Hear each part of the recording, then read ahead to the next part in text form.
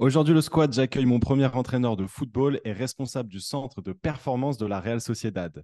Comme le dit parfaitement notre invité du jour, le football est très complexe et très simple à la fois. Car si on est entraîneur, joueur, dirigeant ou spectateur, et même arbitre, comme Nicolas du podcast précédent, la compréhension va être différente, basée sur les intérêts, expériences et rôles de chacun. C'est pourquoi j'ai hâte d'avoir sa vision. Sylvain, bienvenue sur le podcast du squad de la performance. Peux-tu te présenter rapidement à ceux qui ne te connaissent pas? Ben, déjà, merci beaucoup pour l'introduction et pour l'invitation, Maxence. C'est vraiment très gentil. Je suis très content d'être là et de partager quelques visions, quelques idées sur le sport en général et puis plus spécialement sur le football. Donc, je m'appelle Sylvain Deweert, j'ai 41 ans. Je suis né en Belgique, je vis en France. Je travaille en Espagne, ça fait un peu de l'international. Je suis responsable du centre de performance à La Real. J'ai cumulé 9 années là-bas. J'étais directeur de développement et là, je suis passé responsable du centre de performance. J'ai fait un petit voyage en Belgique, 2 années, en tant qu'adjoint de Luc Elsner à l'Union Saint-Gilloise. Puis j'étais directeur de centre de formation à Tubize en deuxième division aussi, le seul club formateur des frères Hazard. Mhm. J'ai pris l'équipe première quand ils sont descendus en troisième division, très enrichissant. C'est pas très bien passé au niveau sportif, mais très enrichissant. Et ensuite, je suis parti en Algérie, en Ligue 1, en tant que directeur sportif de l'académie du Paradou, qui est un grand club formateur algérien, privé, avant de retourner en France, où j'étais dans un club, j'ai une maison familiale à Arcachon. J'ai D'accord. toujours voulu, entre deux jobs, filer un coup de main. Donc, j'ai été à Arcachon là-bas, et puis le président, il m'a proposé d'être manager du club, que je salue d'ailleurs, parce que c'était exceptionnel. Et après, la Real m'a rappelé, je suis retourné à la Real. Voilà, c'est un peu en résumé, fou, vite le petit chemin.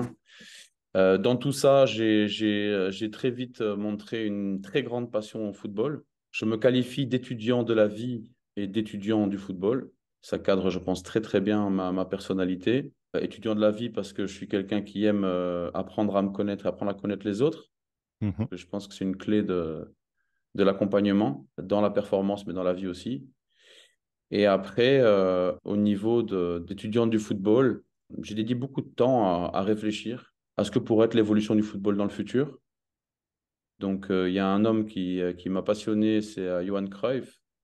Ouais. Alors, tout le monde le connaît pour ce qu'il a fait. Moi, je l'apprécie pour comment il est arrivé à l'idée de le faire. Donc, je me suis intéressé à cette réflexion-là, de comment faire pour penser à l'évolution d'une pratique, peut-être même bien la pratique la plus populaire sur la planète, Mhm. dans le futur. Donc, c'est pour ça que j'ai créé la méthodologie Football Avant-Garde, qui est du coup une encyclopédie du football qui recense tous les modèles de jeu que j'ai pu identifier dans les 5 compétitions majeures dans le monde, que j'ai qualifié être la Champions League, l'Europa League, la Liga, la Serie A et la Première Ligue.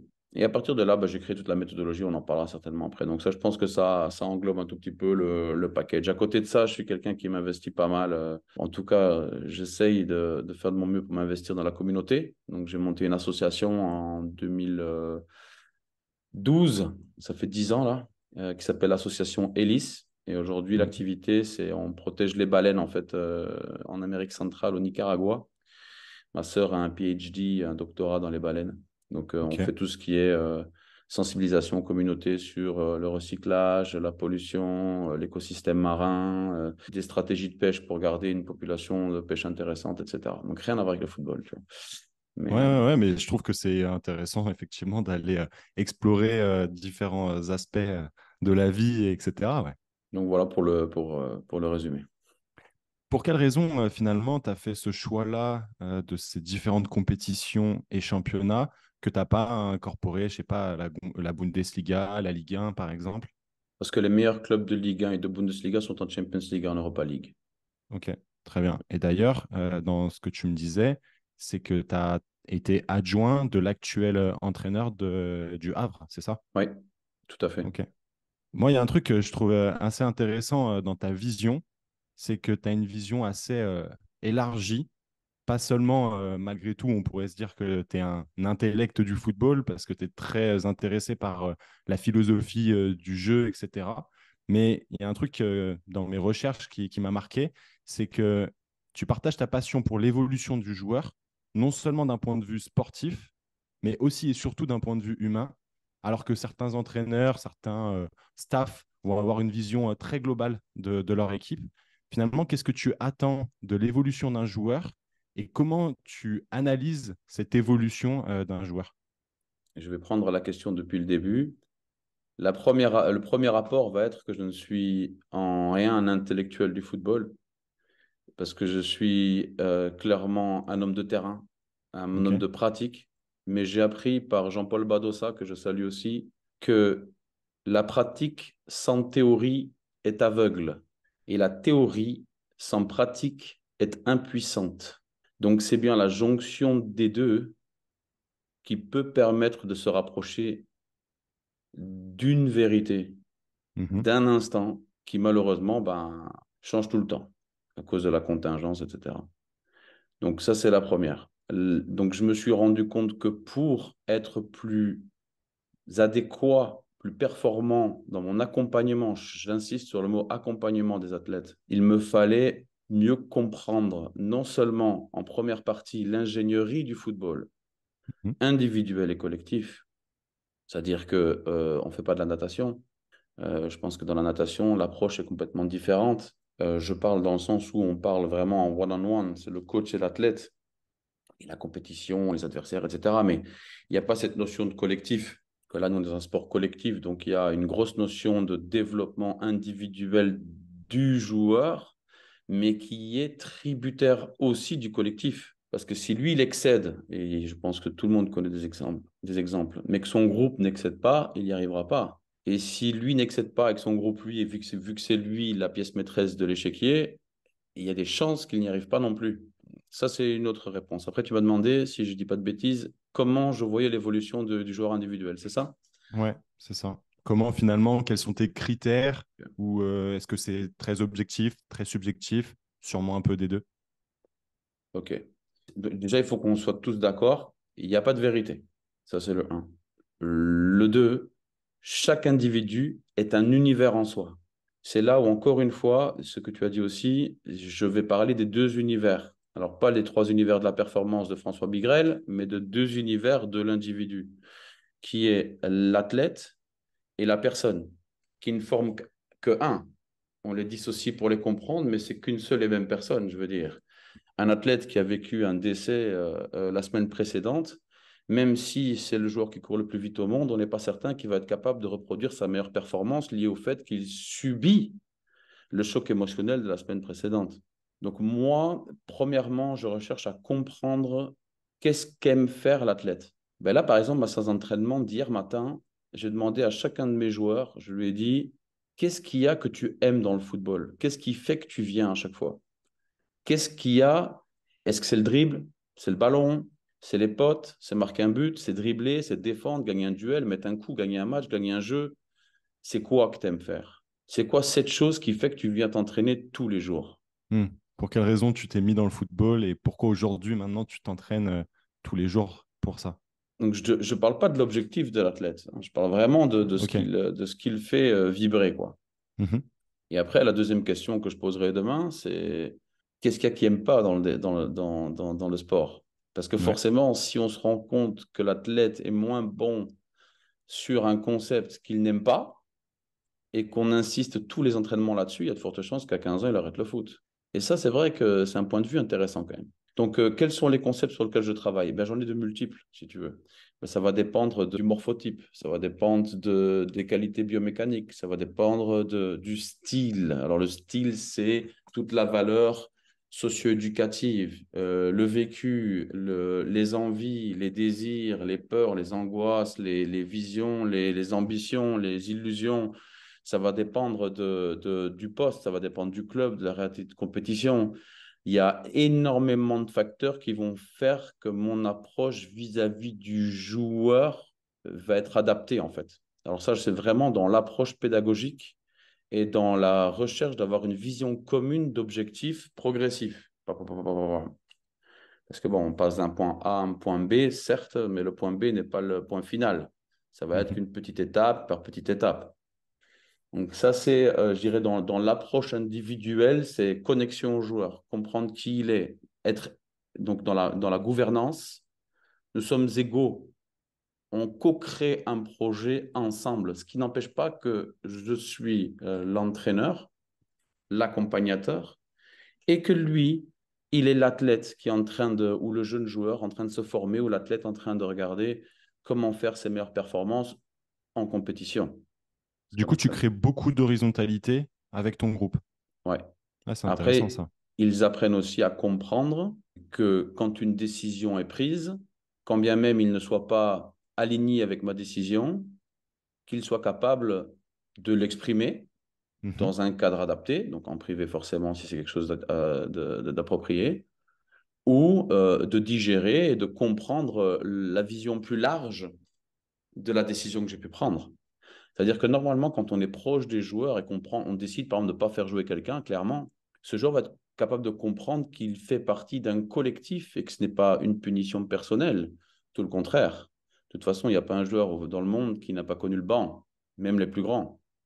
Mhm. Donc, ensuite, ça va être de bien identifier, selon moi, son.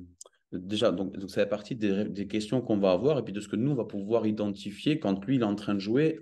Bien évidemment, ça va dépendre de son poste. Exemple concret, on a un milieu de terrain qui est plutôt grand, qui n'a pas de très bon mouvement circulaire, qui est très bon dans les duels aériens, qui a un volume de jeu monstrueux, qui a un impact monstrueux, mais qui a envie de jouer comme Iniesta, qui veut se mettre entre les lignes, qui veut toujours. Bon, on va lui poser la question, qu'est-ce que tu aimes faire? Ben, lui, ce qu'il aime, c'est avoir le ballon et donner et créer des décalages et trouver des passes décisives. Pourquoi pas frapper au but ou marquer un but, mais c'est pas.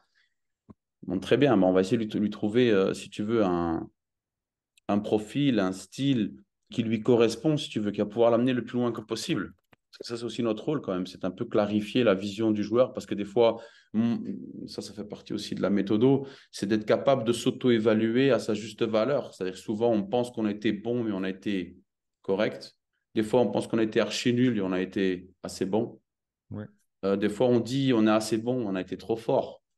Donc, ce qui va être intéressant, c'est de créer un curseur qui va nous permettre d'être le plus proche possible de la réalité avec lequel on va pouvoir construire l'athlète. Dans l'autocritique, dans la recherche, moi je dis tout le temps qu'un athlète qui y arrive, c'est quelqu'un qui lui-même prend en charge sa carrière et son évolution.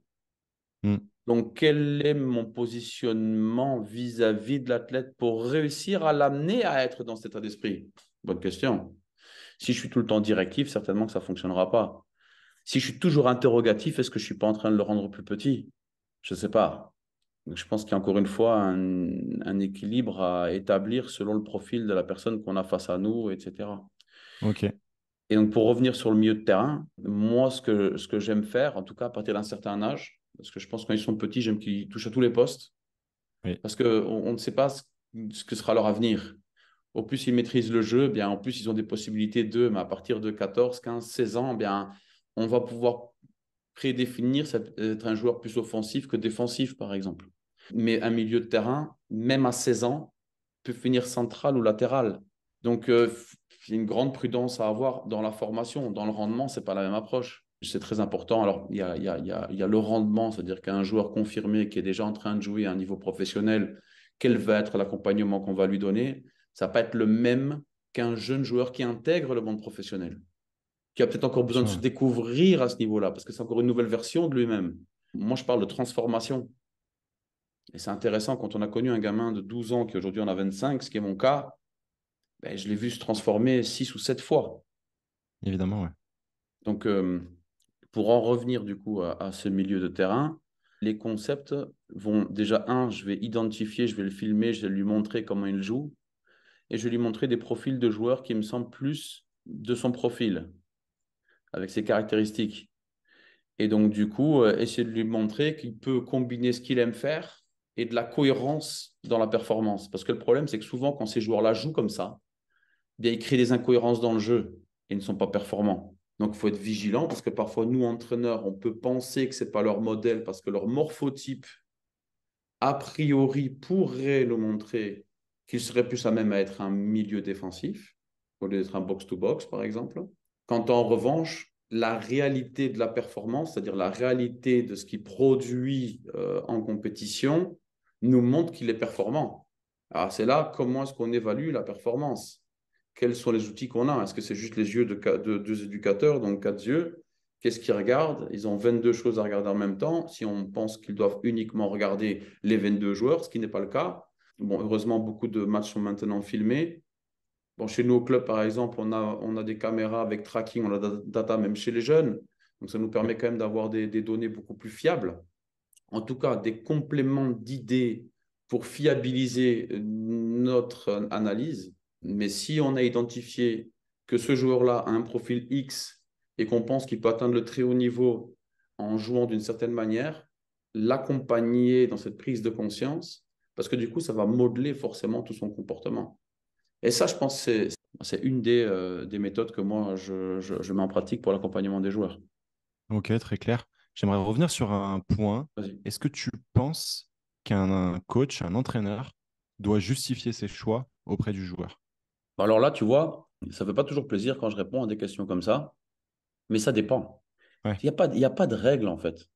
Ça dépend. Mais il y a parfois des situations dans lesquelles le coach peut, j'ai bien dit peut, donner une explication. Est-ce qu'il le doit? Je crois qu'il ne doit rien. ouais, Et par contre, il est conscient, au moment qu'il ne donne pas une explication à une personne qui, supostamente, aurait dû avoir une explication, que sa réaction va être adaptée à sa prise de décision, à lui, à l'entraîneur. C'est-à-dire qu'il peut y avoir de la frustration, qu'il peut venir à l'entraînement avec une mentalité inappropriée, que dans les vestiaires, il va être ronchon, donc il n'y a pas la bonne vibe, donc pour le groupe, ça va être oh là là, qu'est-ce qui se passe? Ou bien c'est un professionnel, et là, on arrive dans ce que je te disais là tout à l'heure, c'est comment on accompagne l'athlète à devenir un athlète qui mentalement est préparé au haut niveau, c'est-à-dire de comprendre que le coach, il prend ses décisions et il a ses raisons. Si aujourd'hui, il prend telle ou telle décision et que moi, j'avais pensé autre chose, si je veux l'explication, je frappe à la porte, je demande à l'adjoint. Après, tout dépend si c'est un jeune ou un professionnel, etc. Moi, personnellement, je suis dans l'échange. oui. Est-ce que je vais tout le temps donner une explication à tout ce que je fais? Non. Est-ce que je ne vais jamais donner l'explication? Non. Je pense qu'à certaines... C'est là, si tu es connecté avec les joueurs, Maxence, c'est ça la clé, ce qui est très compliqué et pourquoi on est si nombreux dans des staffs professionnels encore de grands clubs, c'est que chaque individu est un monde. Hmm. Donc, c'est-à-dire que peut-être qu'avec toi, je vais jamais devoir m'expliquer, je vais jamais devoir te parler, je vais juste te regarder et on va se comprendre. Que je vais, t'as vu Maxence, bam, sur le corner, on t'a embêté au premier poteau, là, qu'est-ce que t'en penses? Tu l'as vu, t'as vu, à chaque fois, il plonge là, machin, tac, qu'est-ce que t'en penses? Tu penses pas que Alexandre, on devrait le mettre ailleurs parce qu'il prend pas bien la référence? Tu vas me faire, ouais, je sais pas, je pense peut-être que c'est pas le problème d'Alex, je pense que c'est peut-être le placement du joueur qui est comme ça, j'en sais rien. Parce que tu as affaire, même à un gamin de 10, 11, 12 ans, il a une connaissance du football. Il l'a.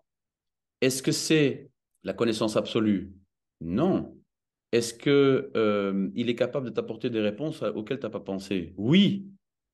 Donc, si je donne toutes les réponses, forcément, je limite la créativité du joueur et d'apporter quelque chose de nouveau au monde du football. Tu vois? La question que je me pose, c'est en termes de communication, est-ce que c'est au staff de s'adapter aux joueurs ou est-ce que c'est aux joueurs de s'adapter au staff? C'est les deux. C'est ça le truc. C'est que si tu dis l'un ou l'autre, t'as deux clans. Ouais, Il n'y a pas de clan. Si tu es dans un foyer, tu as une femme, un homme et trois enfants, c'est quoi, à la femme de s'adapter ou à l'homme de s'adapter? Ben non, ils s'adaptent les deux. C'est exactement la même chose. Il faut que tout le monde s'adapte. Après, mm, c'est là où on arrive dans la complexité de la chose, c'est que on a affaire à des humains. mm. Ils n'ont Et pas ils ont forcément tous... conscience de ça en fait. Quel est le background de tous ces gens? Il y en a certains, ils n'ont jamais parlé de leur vie. Oh. Ouais, exactement. Leur code sociétal, c'est je t'aime très bien, je t'aime pas, va te faire cuire un œuf et je te tourne le dos. Bon, ben, si on le sait, ben, on va peut-être réussir à trouver des moyens de travailler avec l'athlète. Mm, mm, mm. Mais je pense que c'est les deux. Je pense que c'est les deux et que c'est pas, et que c'est une grande difficulté, la gestion, pour tout le monde, parce qu'on parle de football professionnel naturellement, mais chez les jeunes. Là, tu as affaire au papa, à la maman, à l'enfant qui, à 10 ans, ben, pense que c'est la future étoile et peut-être que ça l'est. Et ce que je souhaite à tous les enfants qui veulent devenir une grande étoile. Ils doivent garder ce rêve et travailler dur pour y arriver. Mais en gardant les pieds sur terre et la tête dans les étoiles. Ouais.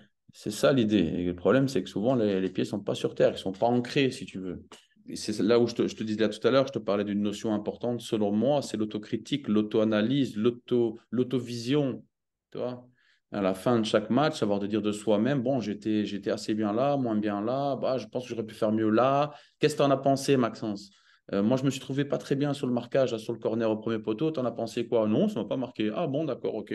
Oui, j'ai trouvé que sur cette phase de jeu-là, machin, tu aurais peut-être pu être plus proche ou anticiper, ou, tu vois ce que je veux dire? Et je pense que ça, c'est la bonne attitude. Ok. Sur les réseaux sociaux, aujourd'hui, je trouve qu'on parle beaucoup de projet Mbappé. Alors, j'imagine qu'avant, Ouais, on j'ai vu parlait passer. sûrement d'autres choses, même si ben, aujourd'hui, avec les réseaux sociaux, ben, ça se diffuse beaucoup plus. Est-ce que toi, qui travailles du coup avec un public jeune, qui du coup ont des parents, est-ce que tu arrives facilement à capter à quel moment le projet, il est plutôt un projet des parents ou plutôt un projet de l'enfant? Tu le vois tout de suite. Ça ne met pas longtemps. Quand c'est un projet des Ouais. parents, les parents sont toujours là, omniprésents. Toutes les séances d'entraînement, tous les matchs, tous les trucs. Et je ne te parle pas de présent pour regarder. Je te parle de présent. C'est-à-dire que le gamin, à chaque fois qu'il a fait une passe, il regarde le papa, pim pam. Ouais, Dès qu'il y a ok. moyen d'interpeller le coach, on prend le coach, on l'interpelle. Il y a aussi des parents qui ont une bienveillance dans leur approche vis-à-vis du staff technique, etc.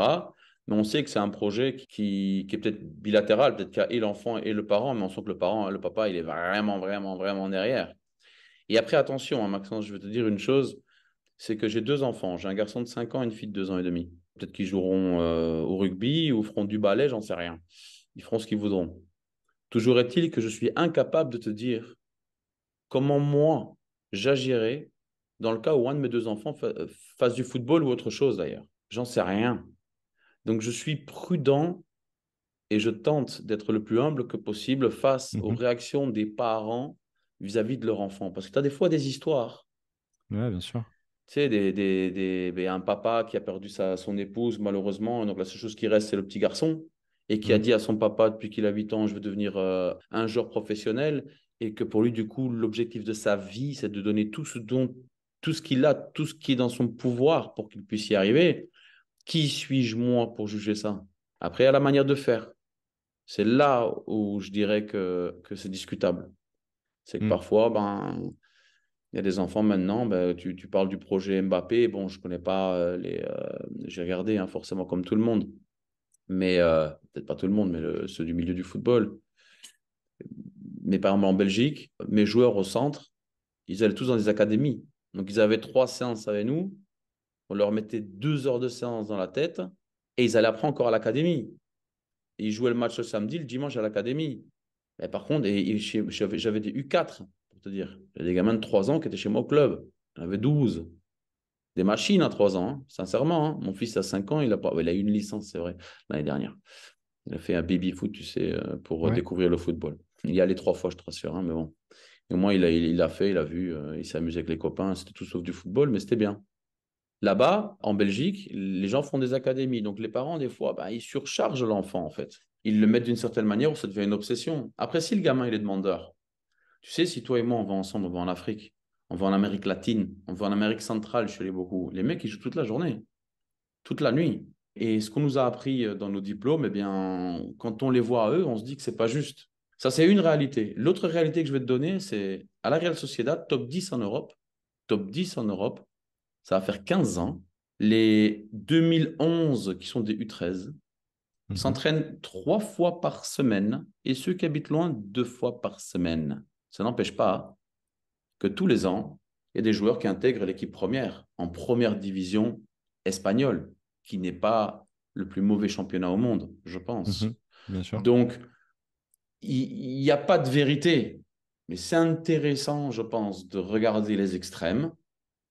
Et l'art et la difficulté, c'est de trouver son juste milieu, qui ne sera pas le même pour toi, pour moi, que pour l'enfant de Y ou de X. Quand je vois le projet Mbappé, moi, je dis que pour certains gamins, il vaut mieux qu'ils fassent ça qu'ils fassent autre chose. Pour d'autres gamins, je pense qu'il les dégoûte du football et il faudra voir si à 15 ans, ils joueront encore au foot. Et tu sais, tout le monde le sait, c'est 1 sur 10 000 qui devient professionnel. Donc, bah, il faut être le 1 sur 10 000. Et moi, je Mm. suis quelqu'un qui stimule les rêves. Il faut que les gens rêvent. mais ne pas se perdre non plus. Justement, tu as parlé de tous ces aspects culturels qu'on pouvait retrouver dans le sport et là plus spécifiquement dans le football. Et toi, comme tu l'as bien expliqué dans ta présentation, tu as travaillé dans différents pays, que ce soit la France, l'Espagne, la Belgique et même l'Algérie. Quelles sont les similitudes et les différences culturelles que tu as pu percevoir en termes de vision footballistique dans ces différents pays? Très intéressant et excellente. Ouais, ouais, ouais. Donc, alors, j'ai pu approcher donc, j'étais aux États-Unis, j'ai eu une relation aux États-Unis pendant 2 ans. J'étais avec Gérard Rouillet à New York Red Mhm. Bull, paix à son âme. Et du coup, donc j'ai vu un peu le football aux États-Unis. Au Nicaragua, j'ai monté un club de football avec 9 communautés indigènes à San D'accord. Juan del Sur, voilà, qui s'appelle San Juan del Sur FC. On a réuni les meilleurs joueurs des 9 communautés pour créer une équipe qui est maintenant en troisième division. C'est genre de la Régionale 2 en France, hein, c'est pas... On s'en fout. Mais l'idée, c'était de les concerner à travers le sport et des valeurs. Donc, c'est le Nicaraguain qui gère ça maintenant. Ça fait 10 ans qu'il existe, hein. Et après, j'ai voyagé un peu au Pérou, en Colombie. Où au Pérou, j'ai monté une école de football aussi avec l'église. À Lima, à Caja de Agua, à San Juan de Lurigancho. C'est un des districts qui compte plus d'1 million d'habitants de Lima. Donc là, j'ai vu aussi autre Ok. chose. Et du coup, la grande différence, ce serait la suivante. Je pense que la méthodologie française, donc le football français, est une méthode et un pays qui crée énormément de joueurs. J'en parlais avant-hier avec un ami à moi. J'aimerais que quelqu'un me fasse l'étude du nombre de joueurs français formés en France avec une double nationalité qui jouent dans des équipes nationales dans le monde. Je crois qu'on n'est pas prêt. Parce que quand tu vois que la charnière centrale de l'équipe d'Espagne, que j'apprécie énormément, sont français, la première question que je me suis posée, c'est où sont les centraux en Espagne? Mhm. Et la deuxième question que je me suis posée, c'est qui sont les défenseurs centraux devant ces deux-là? Parce qu'il doit y en avoir un paquet. Donc, tu te dis que donc, la France, c'est une méthode. Moi, ce que j'aime chez les Français, c'est structuré. Il y a une très bonne méthode fédérale pour les diplômes. Bon, ça devient de plus en plus difficile de les obtenir, ça c'est vrai. Mais moi, j'étais formé en France, donc je peux parler mal de ma formation. J'étais formé à Bordeaux, j'ai eu l'UFA là-bas. Par contre, le football en France, en tout cas, je peux te dire dans la globalité, et ça change énormément parce qu'il y a beaucoup plus de... Les nouvelles générations sont très, très, très connectées, très, très, très informées et développent du football de plus en plus complexe, avec des méthodes de plus en plus complexes, de plus en plus riches, tu vois. Mais la force, c'est biomécanique, technique, organisation. Alors, quand je dis organisation, c'est structurer, organiser une séance d'entraînement, tu vois. Donc, dans chaque procédé, etc. Quand tu vois, en règle générale, une séance d'entraînement française, c'est super structuré. Et après, c'est structuré. En Espagne, c'est beaucoup plus créativité, instinct, tactique, cognitif. C'est-à-dire, tu as un gain énorme au niveau de la vitesse de prise de décision. L'OM qui a joué contre Panathinaikos, j'ai vu le match que j'ai un pote à moi qui est fan de l'OM et il se trouve que j'étais chez lui. Eh bien, tu vois qu'à plusieurs reprises, en zone de finalisation, dans les 30 derniers mètres, il y a un joueur de Marseille qui prend un quart de seconde de plus le temps de prendre une décision, de mettre un ballon au deuxième poteau ou dans le dos de la défense, et l'action est finie. Et ça, tu ne le vois pas en Espagne. Ok. Pourquoi tu ne le vois pas? Parce qu'en fait, là-bas, c'est beaucoup plus fluide. Toutes les décisions, la prise d'information, c'est quelque chose qui a été intégré. Je suis sûr que dans 10 ans, en France, on aura la même chose partout parce que tout le monde travaille ça maintenant. Mais comment est-ce qu'on le travaille? On ne peut pas amener avec soi une méthode d'un pays en allant voir une semaine de séance d'entraînement au Barça. Je te le dis parce que j'ai travaillé premier cycle 8 années à la Real et accroche-toi, je pensais avoir tout compris après 5 ans, 5 ans, 5 ans. Et là, je me retrouve projeté dans un groupe avec un coach, Yon Mikel Arrieta, que j'adore. Et en fait, j'avais compris que j'avais rien compris. C'est pour ça que je me nomme étudiant du football. Parce que si à Mm. partir du moment où tu te considères étudiant, tu ne te considères pas autre chose et tu restes ouvert à l'apprentissage. Et tu vois, le football espagnol, c'est vraiment ça. Au niveau méthodologique, ce sont des machines.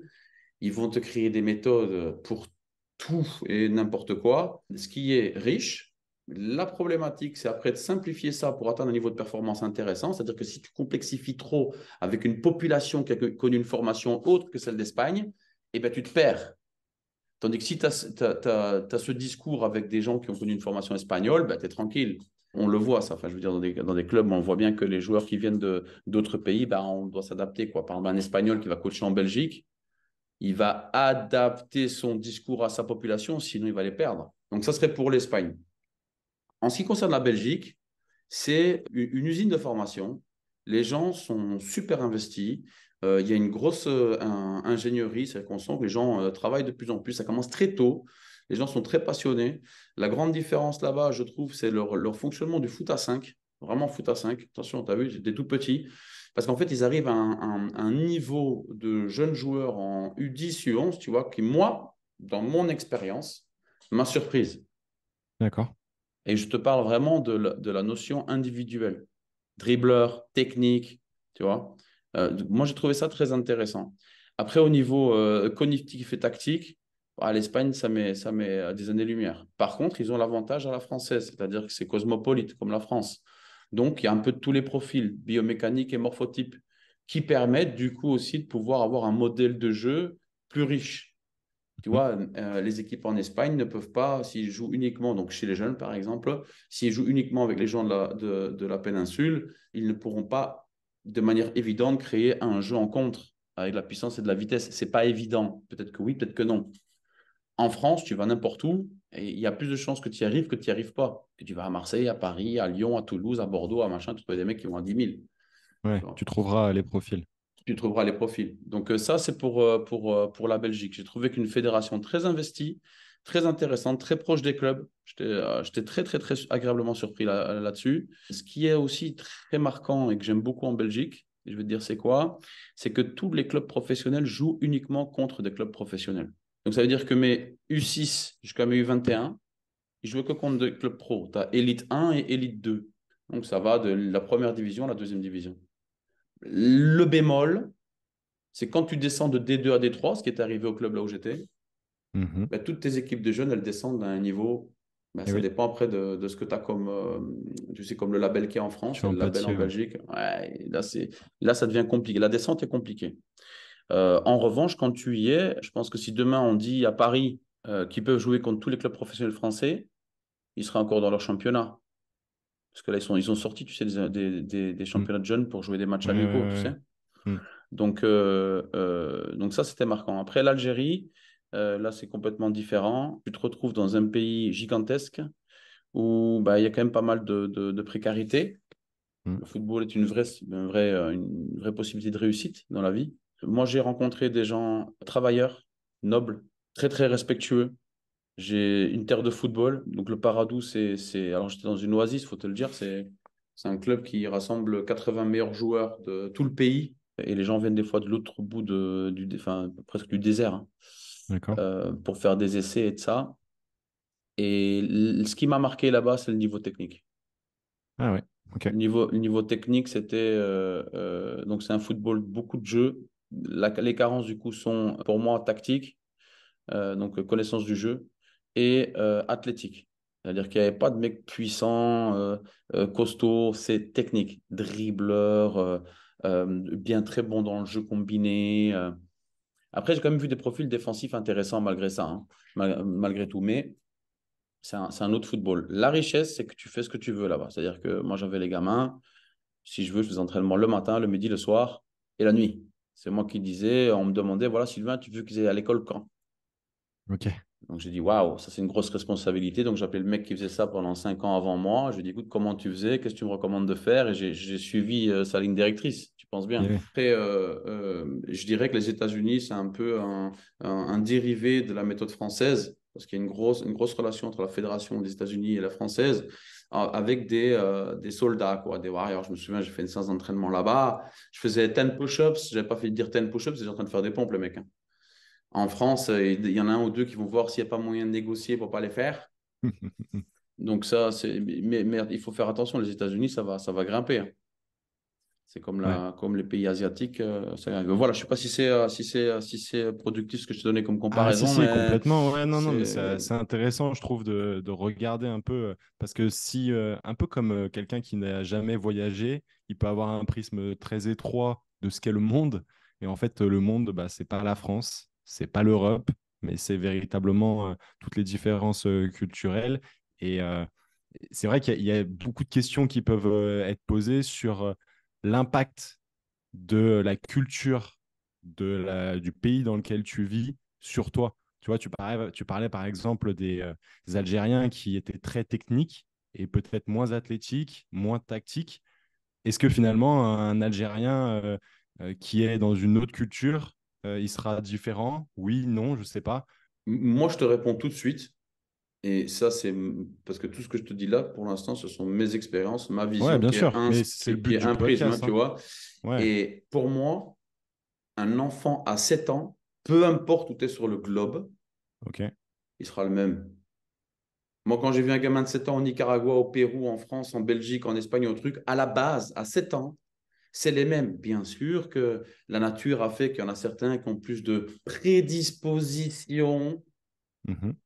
on va parler de talent, tu vois, que d'autres, mais ce sont les mêmes. Donc la question, c'est qu'est-ce qu'on lui donne? Et tu sais, moi, ma méthodologie, par exemple, football avant-garde, je l'ai tablée sur le ministère de l'Éducation. Il y a une stratégie gouvernementale pour former des êtres humains, pour éduquer des êtres humains avec des caractéristiques X, Y ou Z. Si je mets plus de mathématiques, forcément, j'aurai plus d'êtres humains qui sont forts en sciences. Si je mets plus Mhm. de linguistique, j'aurai des êtres humains meilleurs en langue. Ouais, C'est une supposition, hein, une probabilité. Donc, dans le football, c'est un peu pareil. Donc, dans la méthodologie football avant-garde, ce que je me suis posé comme question, je me suis dit, si le tiki-taka a fait un carton pendant 10 ans, Johan Cruyff, il s'est posé la question, un, quels sont les modèles de jeu qui existent aujourd'hui? Deux, quel serait un modèle de jeu qui serait meilleur que ce qui existe aujourd'hui? Comment le contrecarrer pour qu'il ait 2, 3 temps d'avance? Et mhm. puis, quels sont les profils de joueurs que je vais devoir former, créer pour cette méthodologie, avec des caractéristiques technico-tactiques, biomécaniques, machin, etc. Ok. Mental aussi, très important. Et donc, du coup, moi, dans ma méthode football avant-garde, ce que j'ai créé en 2016, en fait, j'ai découvert ce que j'appelle moi l'évolution du football moderne. C'est-à-dire que moi, j'aime les échecs, j'aime jouer les blancs contre les noirs, j'ai toujours moi contre moi. Donc l'idée, c'est quoi? C'est normalement, tu te neutralises. Hein, donc tu recherches à augmenter ton niveau vis-à-vis de toi-même. Bon, c'est par palier. Donc à un moment donné, bon, j'avais déjà prédit le jeu vertical comme évolution du jeu combinatif positionnel qui est le tiki-taka. Et après ça, moi, je pense que le football va évoluer vers un football beaucoup plus total.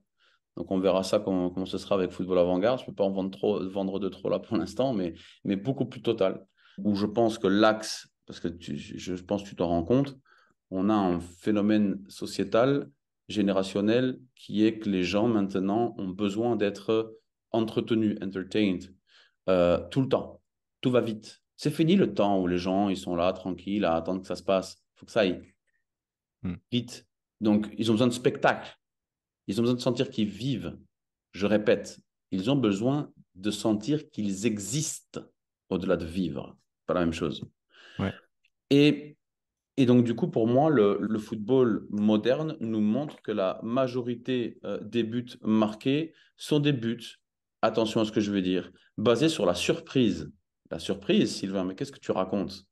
Des ballons arrêtés, des coups francs, quand il y a un but, c'est qu'il y a un effet de surprise, quelque chose qui n'a pas été prévu, ce qu'on appelle la contingence. La contingence, c'est l'imprévisibilité des choses. Ce qui aurait pu ne pas se passer. Là, ça commence à te faire réfléchir. Mais Mhm. donc, quand on dit ah, on marque beaucoup de buts en transition, d'accord, c'est-à-dire que l'adversaire est organisé pour attaquer, perd le ballon, donc il y a une désorganisation. L'adversaire fait une contre-attaque, donc c'est l'effet surprise. Je suis pas Ouais. prêt, ah, faut que je me réorganise.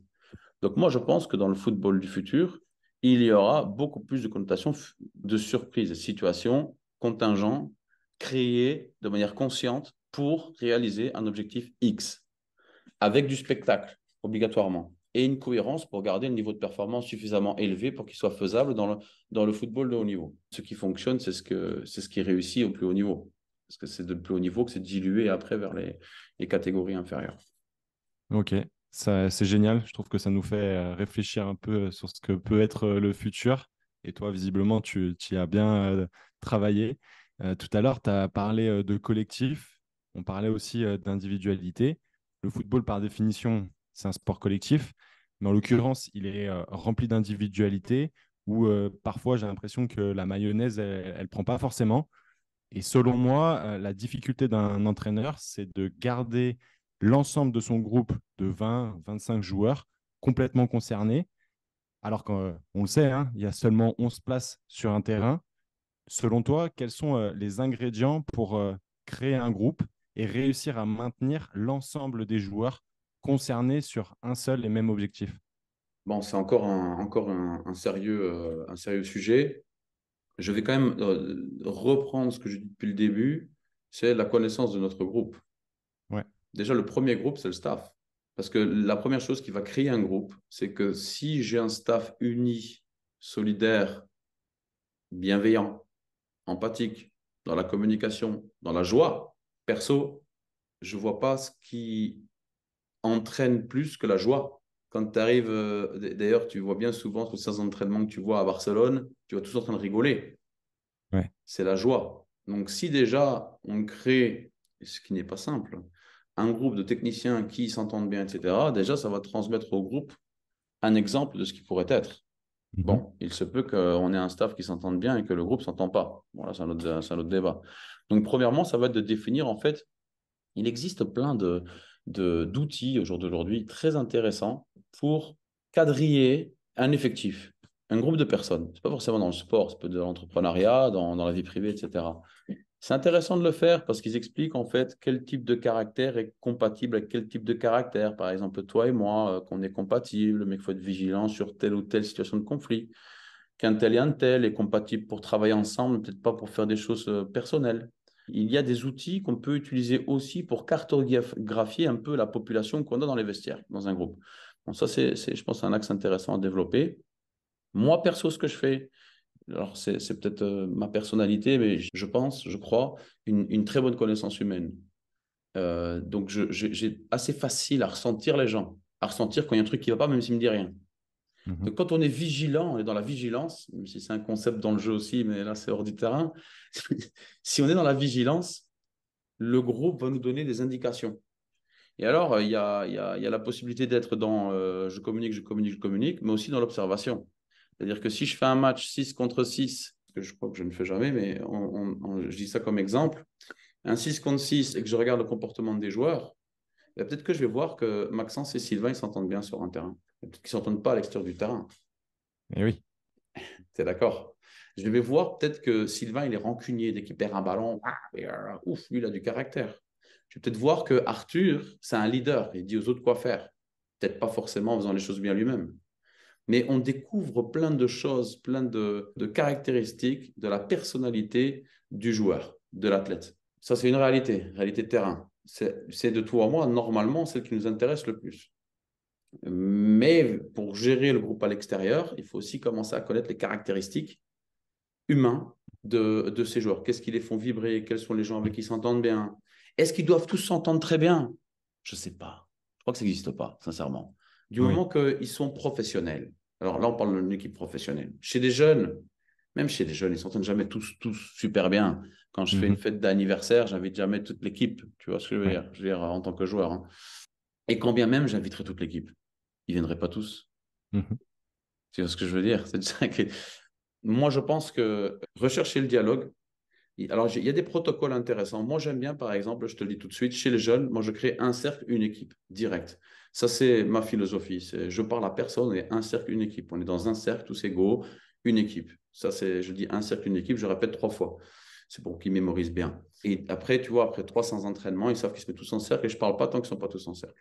Et je leur dis, c'est parce qu'on est une équipe, tous ensemble, avec le staff et les joueurs. Ensuite, j'ai créé 3 capitaines. Capitaine 1, 2, 3. D'accord? Alors, des fois, je peux leur demander qui veut l'être, mais des fois Mhm. aussi, je peux ressentir, par exemple, qu'une personne a plus besoin d'être capitaine ou pas. Alors, ça fonctionne chez les jeunes, c'est différent chez les adultes. C'est possible chez les adultes, dans une réalité X, par exemple, un tout nouveau groupe, dans un club de National 1, tu t'as ressenti des choses, tu fonces, tu vois. Mais après, s'il y a déjà une réalité établie liée à un passé, il va falloir que tu t'adaptes et que tu joues différemment. Après, il y a toujours l'homme des vestiaires. Moi, je vais te dire un truc que je mets en place des quarterbacks. Je ne sais pas si tu as vu la série Netflix sur quarterback, super intéressante. Je connais, mais non, je ne l'ai pas regardé. Ah, franchement, je te conseille, c'est exceptionnel. Ok. C'est mon Banco agent qui Loco. m'a appelé, il m'a dit Sylvain, il faut que tu regardes et tout. Donc, jusqu'à 3 heures du matin, j'ai regardé la série et c'est exceptionnel. Et donc, du coup, si tu veux, le quarterback, il a la responsabilité, si tu veux, des stratégies de l'équipe. Donc, tu te rends compte que c'est un joueur qui prend à sa charge les stratégies qu'il doit mettre en place sur le terrain. Donc, c'est en fait le bras droit du coach sur le terrain. Tu vois. Ouais. Et puis, tu as, si tu veux, des groupes de gens qui parlent pour les. Ça ne s'appelle pas les coups de pied arrêtés, mais on t'a compris quand il doit taper pour le mettre. Pour réfléchir à comment ils vont faire, etc. Et moi, je pense que pour les coups de pied arrêtés, justement, c'est intéressant dans un groupe de définir des personnes qui peuvent faire partie de la réflexion pour les coups de pied arrêtés. Pourquoi? Parce que les coups de pied arrêtés est un vrai dilemme pour avoir des coups de pied arrêtés de qualité qui se Mhm. répètent tout le temps. Je crois que tous ceux qui ont des fiches, tous ceux qui mettent des fiches, tu sais, dans les vestiaires, là, et que tu vas sur le terrain et on a le petit carnet ou l'iPad, hein, ouais, et qu'on dit, alors défensivement, en règle générale, c'est assez sérieux. C'est offensivement qu'on rigole. Ah, mais lui devait aller au premier, lui devait aller au second, lui devait faire ça, lui devait faire ci. C'est toujours un bordel. Donc, on a fait l'essai dans plusieurs groupes. Mhm. Quand on co-crée avec des joueurs cibles, on crée une meilleure réussite dans les coups de pied arrêtés. Et donc, du coup, ça veut dire que le joueur va s'investir. Pourquoi je te dis ça? Tu me dis, mais quel intérêt avec le groupe, Sylvain? Tu me dis n'importe quoi. Eh bien, je vais te dire pourquoi. Ben, si le mec, il est responsable, il va commencer encore plus à dialoguer avec ses collègues, donc à créer un lien. Donc, il va être obligé d'interagir. Qui dit obligation d'interagir? Obligation de se placer à la place de l'autre, de trouver les bons mots, de s'expliquer, d'échanger, de recevoir, de donner. Ben, des fois, de se fâcher. Eh ben ouais, parce qu'on n'en parle pas souvent, mais à l'entraînement, des fois, je peux te dire, il y en a qui se mettent sur la gueule, c'est terrible. Mais ça fait partie du foot. Ce qui m'intéresse à moi, c'est quand on sort du rectangle vert, c'est fini. Moi, c'est pareil. Je peux des fois être dedans sur une séance. Je sors de la séance, c'est fini. On sort du match, c'est fini. C'est le switch. Et alors, bien sûr, il y a plein de méthodes pour aller faire des activités extrasportives que je trouve super intéressantes, peu importe quoi. Mais c'est vrai que des fois, tout simplement sortir du cadre du foot, tu vois, eh ben, tu rencontres des gens que tu n'aurais pas pensé rencontrer. Tu vois, et pour le coup, encore une fois, c'est humainement, tu vois. Mais je crois que l'humain est la fondation de la création de la maison de la performance. Ouais, donc si je comprends bien, tu pars véritablement de l'humain et après tu précises ton rôle de coach terrain. Ouais, accompagnateur. Je vais te dire pourquoi accompagnateur. Parce que là, je bosse là depuis, ça va faire bientôt 8 mois avec Jean-Paul Badossa, qui est quelqu'un qui a étudié la performance pendant 40 ans. Donc, qui me retourne dans tous les sens et ça lui fait bien plaisir d'ailleurs. Donc, je passe une ou deux fois par mois 8 heures chez lui et j'en prends plein la tête. Et c'est vrai que depuis que je travaille avec lui, j'ai complètement changé ma vision. Donc, tu vois, quand tu coaches, coacher peut avoir une signification étymologique de quelqu'un qui va apporter quelque chose à quelqu'un pour qu'il réussisse, pour qu'il accomplisse quelque chose, d'accord? Mhm. Une expertise, des conseils, des machins, des séances d'entraînement, que s'il fait ça, il va y arriver. L'accompagnateur va être plutôt quelqu'un qui va rechercher à comprendre ce dont a besoin l'individu Mhm.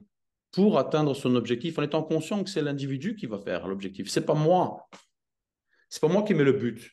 Par contre, c'est moi dans ma réalité, je vais choisir qui je mets sur le terrain pour qu'il y ait un but. Quelle est l'animation que j'ai créée, alors footballistique sur le terrain et humaine à l'extérieur du terrain, Mhm. pour qu'il y ait l'osmose qui me permet de gagner et marquer le but, gagner le match. Là, je suis avec toi. Donc, c'est pour ça que je dis plutôt accompagnateur maintenant. C'est récent, hein, c'est vraiment très récent. Je dis vraiment accompagnateur parce qu'en fait, c'est ce qui permet, nous, entraîneurs aussi, de rester le plus ouvert à toute éventualité de modification comportementale liée à l'accompagnement de la tête pour atteindre la performance. Poum. Tu vois ce que je veux dire? Ouais, très clair. Ça fait très intellectuel, hein, mais c'est ce que je ressens. C'est ce que je ressens. Donc, en fait, ça crée un sas. Ça crée un sas plus important. Et intéressant, ce sas. Il est intéressant. Moi, je suis quelqu'un de très dynamique. Tu me vois sur un terrain, tu vas vite comprendre. Ok. Mais bien l'ambiance. J'aime bien qu'il y ait du rythme. J'aime bien qu'il y ait du rythme. Je suis très exigeant. J'ai aucun problème à faire répéter les choses. Les joueurs se donnent à 300% à toutes mes séances d'entraînement. C'est ça que je te dis, je suis vraiment quelqu'un de terrain. Mais je me suis rendu compte que ça suffit pas. Tu peux être un super animateur, tu peux être un tacticien, tu peux connaître le jeu, tu peux savoir l'approche à la compétition, être très bon dans les speeches, être bon devant les médias. Mhm. Tu peux faire tout ça. C'est très bien, c'est génial. Mais ça suffit pas. Si tu veux atteindre le très haut niveau, si tu veux vraiment réussir à faire atteindre le très haut niveau à accompagner les gens à exceller au-delà de ce qu'on pourrait imaginer, c'est insuffisant. C'est nécessaire, attention, Mais c'est insuffisant. mais c'est insuffisant. Ouais. Et Ouais. c'est là où je te dis que tout le projet de style, de connaissance du joueur dans toutes ses dimensions, amène justement une perspective beaucoup plus large et beaucoup plus précise, large et précise. Tu as vu la dualité? Mm, mm, Pour mm. accompagner l'athlète. En fait, on va moins vite les mettre dans un petit carré, tu vois. Je vais te Ouais. donner un exemple clair. J'ai un petit 2012, un gaucher. Je ne dis pas son nom. Il va à 10 000, mais il a des capacités, donc j'ai bien dit des capacités, à marquer des buts, à éliminer en un contre un. Il sent le jeu et quand il arrive devant le gardien, il fait vraiment des choses pour son âge, à son niveau, contre un adversaire d'un niveau X, chose très intéressante. En revanche, il a énormément de difficultés à s'intégrer à un collectif, à Ok. des restrictions. Donc, quand je dis restrictions, c'est on défend comme ça. On défend en bloc médian. Il faut que tu t'alignes ton milieu de terrain. Tu sors quand le ballon, tu fermes intérieur. Tu sors sur la latérale quand on lui fait la passe. Ou quand on défend en bloc bas, il faut que tu t'alignes au centre haut. Il a du mal. Donc, tu peux vite dire, bah, écoute, lui, tu sais quoi, il ne comprend rien. J'ai tout essayé. On est quatre coachs. Je le mets de côté. Eh bien, en fait, quand tu mets un genou par terre, et moi, je fais souvent ça quand je parle aux jeunes, je mets un genou par terre. Tu te mets à hauteur. Exactement. Et je leur dis souvent que le jour où je leur parle dans un cercle, quand je suis debout, c'est qu'ils sont prêts. Ça les fait rire. Du coup, le jour où je leur parle debout, j'ai une belle réaction. C'est vraiment sympa. Et du coup, que je lui explique et quand je me connecte à lui et que j'essaie de comprendre qu'est-ce qui se passe en fait, c'est juste quelqu'un qui a besoin de liberté. C'est quelqu'un qui a besoin de liberté. Pour l'instant, a besoin de liberté parce que son esprit a de la liberté. Eh bien, tu as le choix. Soit tu dis, je me bloque à ce que je veux faire et ce joueur, ben, je ne le ferai pas évoluer comme je le veux, ou j'adapte. Ben, j'ai adapté. J'ai changé mon système de jeu. J'ai mis un système où il n'avait pas besoin de coulisser comme ça, de manière verticale. Il pouvait rester en place, juste fermer intérieur, machin, tac. Et ben, j'ai découvert un nouveau joueur qui ne créait pas des déficits au niveau tactique pour le groupe, qui apportait les qualités intrinsèques qu'il pouvait apporter, qui marquait des buts, qui faisait passes décisives, qui défendait à la perte de balle qu'il ne faisait pas avant parce qu'il était frustré, parce que je faisais que lui dire non, machin, tac, ou tout le monde était sur lui pour lui dire mais non, ton placement, aïe, aïe, aïe, quelle catastrophe. Tu vois? Donc, tu vois, c'est une perspective très intéressante. Et si tu veux mon avis, au plus tu montes dans le très haut niveau, au plus tu es obligé d'être comme ça. Je veux Mm, dire, mm. j'imagine que tu entraînes Ronaldo. Allez, vas-y, viens, on rigole. Entraîne Ronaldo, Léo Messi, Antoine Griezmann. Tu vas pas rêver de lui dire, hey, Antoine, ce serait cool que tu te mettes là, hein, parce qu'il faut que tu fasses ça. Il va te regarder, il va faire, hey, mon gars, je sais jouer au foot. Par contre, tu dis, hey, Antoine, qu'est-ce que tu as vu là? Parce que j'ai pas trop compris. Qu'est-ce qui s'est passé avec ce joueur-là, machin? Bah, il dit, moi, je me suis positionné là parce que j'ai cru qu'il a fait faire la passe intérieure et après les parties extérieures, ouais, je l'avais pas vu venir derrière et tout, machin, tac, j'ai pas pris l'info. Ah ouais, ok, d'accord. Bah, là, ouais. Tu vois la différence. Tu vois Ouais, l'univers, la différence. C'est le évidemment. problème, c'est qu'on enfantilise très rapidement des joueurs de football sous prétexte qu'ils sont pas intelligents. Je ne donnerai pas mon opinion là-dessus parce que je pense qu'il y a de tout comme partout et que c'est très relatif l'intelligence. Et après, si tu veux, tu as l'approche du joueur en tant qu'adulte, en fait. Même s'il a 10, 11, 12 ans, quand je dis adulte, c'est peut-être pas le bon mot, tiens. Il faut que j'utilise un autre mot qu'adulte. C'est égal à égal, exactement. D'égal à Mhm. égal. Et ce qui est remarquable, et j'invite à n'importe qui écoute ce podcast de l'essayer, de surtout pas me croire, parce que tout ce que je dis, ça peut être des conneries, certainement d'ailleurs, C'est mais ta de, vérité, comme tu l'as dit. exactement, donc il faut le tester. C'est de tester ça avec un groupe. Je te jure que c'est hallucinant les résultats. C'est hallucinant. C'est hallucinant. Chez les adultes, je pense que c'est l'adulte, si tu veux, tu peux être directif. Si tu es le coach numéro un à faire ce que tu dis, pour une seule et simple raison, il veut jouer. Mais si tu lui dis rentre intérieur quand il faut aller sortir et qu'on prend un but là-dessus, il va dire t'as dit de rentrer intérieur. Tandis que lui, il avait vu qu'il fallait sortir extérieur. Mm. Après, il faudra aussi manger ton pain noir. Tu comprends? Donc c'est là où il y a un équilibre aussi à avoir. Et après, il y a certaines personnes que tu ne pourras pas faire autrement qu'enfantiliser, malheureusement. Franchement, merci pour cette réponse très claire. Tout à l'heure, tu as parlé de style de jeu. Et en faisant un peu mes recherches, on se rend compte que tu es vraiment spécialisé dans cette création de style et d'identité de jeu qui peut correspondre à un club. Tu vas me dire si je me trompe, mais Vas-y. est-ce qu'on peut dire que tu es consultant? Tu peux être consultant auprès de clubs. Je peux l'être effectivement. Et du coup, la question que je me posais, c'est finalement, tu réalises des audits pour connaître cette identité de club, pour reconnaître la vision d'un dirigeant, des dirigeants. Et je me demandais en fait quelles étaient, en règle générale, les attentes et plus précisément, en fait, comment tu t'adaptes au staff technique, aux joueurs qui sont déjà en place quand tu réalises ces audits. C'est une excellente question. Il y a deux choses. C'est une question de jeu de rôle et de positionnement. Quand on a compris que le football est un jeu de rôle, on n'a plus de difficulté à être adjoint, principal, manager, directeur, au chômage, président, conseiller, directeur adjoint, préparateur physique, kiné. Quand on comprend que c'est un jeu de rôle, on a tous une partition à jouer. Mhm. Donc, quand je vais quelque part pour faire un audit, réfléchir à quelle est la réalité du lieu où je me situe, ben, la première chose, c'est que je vais tout simplement dire remercier les gens de m'accueillir et leur demander ben, qu'ils me racontent eux quelle est leur expérience. Tout simplement, je vais étudier, encore une fois. C'est moi qui étudie. Et les éléments qu'ils vont nous transmettre vont me permettre à moi de comprendre mieux quelle est la réalité culturelle du club, quelle est l'histoire du club, quelle est l'intention large de la nouvelle direction, quel est le vécu qu'a le staff. Si c'est peut-être un tout nouveau staff, ils n'ont pas grand-chose comme vécu à nous apporter. Moi, j'adore parler à des supporters, à des coachs chez les tout jeunes, des coachs adjoints qui sont là gratuitement, bénévolement, des délégués, des arbitres. Les arbitres, moi j'adore parler aux arbitres. Ils ont une vision, un spectre non négligeable sur le football. Ils sont Bien partie sûr. intégrante du développement du football. Et nous sommes, la plupart du temps, nous, techniciens, en confrontation au lieu d'être en co-création. Ouais, Moi, ouais. Bah, j'adore d'ailleurs, aller voir un arbitre à la fin du match. Vas-y, vas-y, vas-y. on a fait un super podcast avec Nicolas Breton, qui est arbitre dans la région Auvergne-Rhône-Alpes. Ça a été super intéressant justement de comprendre son point de vue sur le football, sur le jeu. C'est vrai que les auditeurs, je pense, apprendront beaucoup de choses à écouter, en tout cas sa vision de manière plus élargie, la vision d'un arbitre. Mais complètement. Mais complètement. Donc, je pense que c'est complémentaire. Ça fait partie du jeu depuis toujours, Mhm. d'ailleurs. Et s'ils n'étaient pas là, il n'y aurait pas de jeu. Exactement. Il n'y aurait pas de jeu. Et si tu veux, ce que je vais chercher à comprendre aussi, c'était la réalité géographique. C'est-à-dire, où est-ce que je me situe? Quelle est la réalité économique? D'où Mhm. viennent les fonds du club? Mhm. Qui définit la vision? Parce qu'attention, avoir un propriétaire qui décide que c'est lui qui met en place la vision n'est pas la même démarche que d'arriver dans un club dont le propriétaire souhaite que la vision vienne des terres dans lesquelles il investit. Et les deux versions sont bonnes. Parce que, je veux dire, si je vais à l'Olympique de Marseille demander au peuple qu'est-ce qu'ils veulent, est-ce qu'ils ont tous la même idée? Je ne pense pas.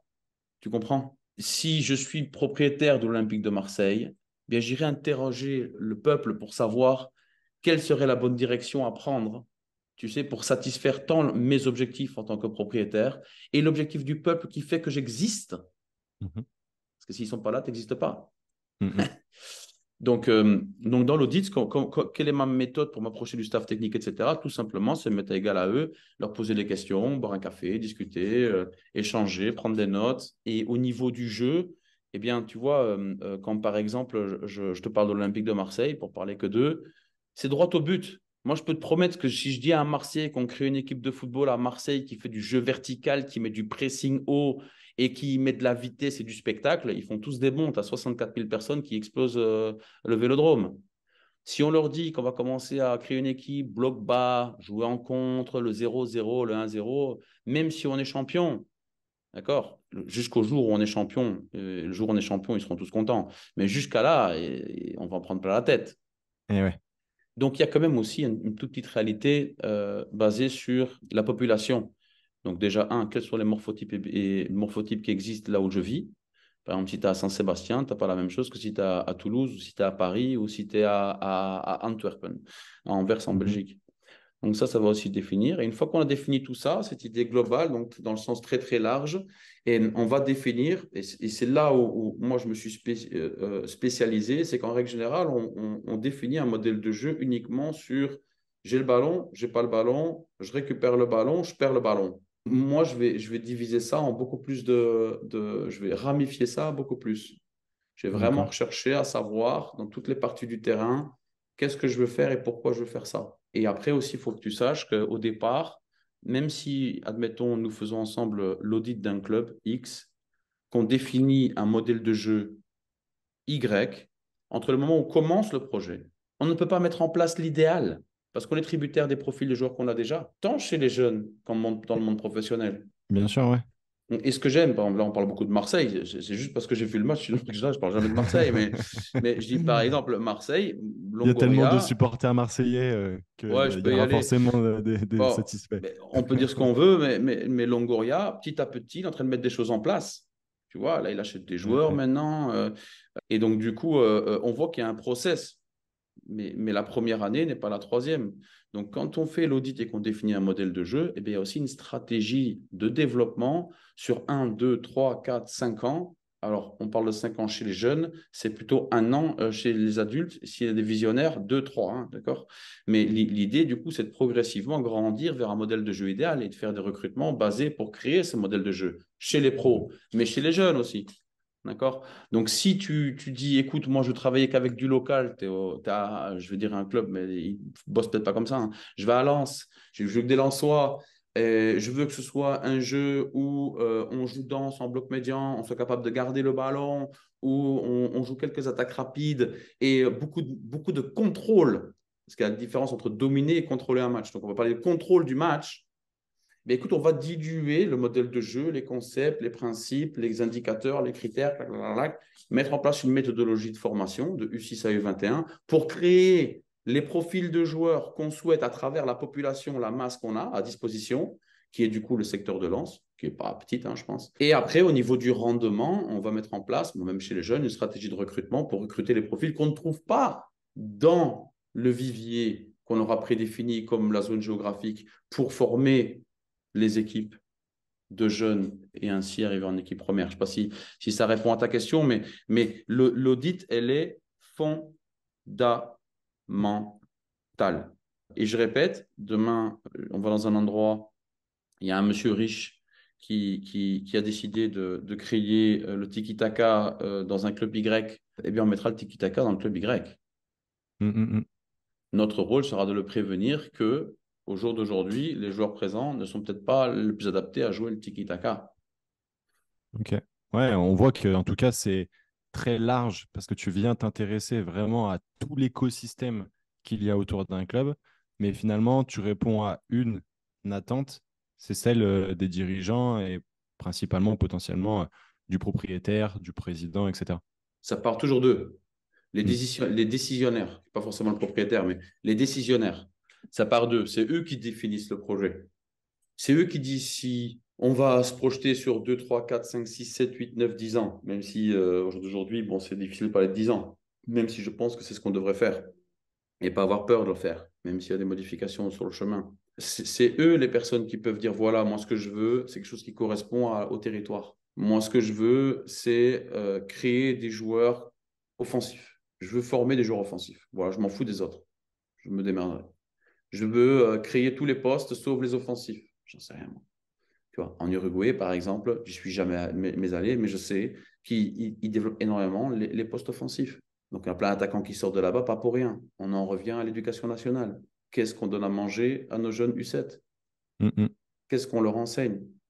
Moi, je suis convaincu que c'est un club demain et dit, je fais toute ma formation sur la finalisation, vous serez des grands attaquants.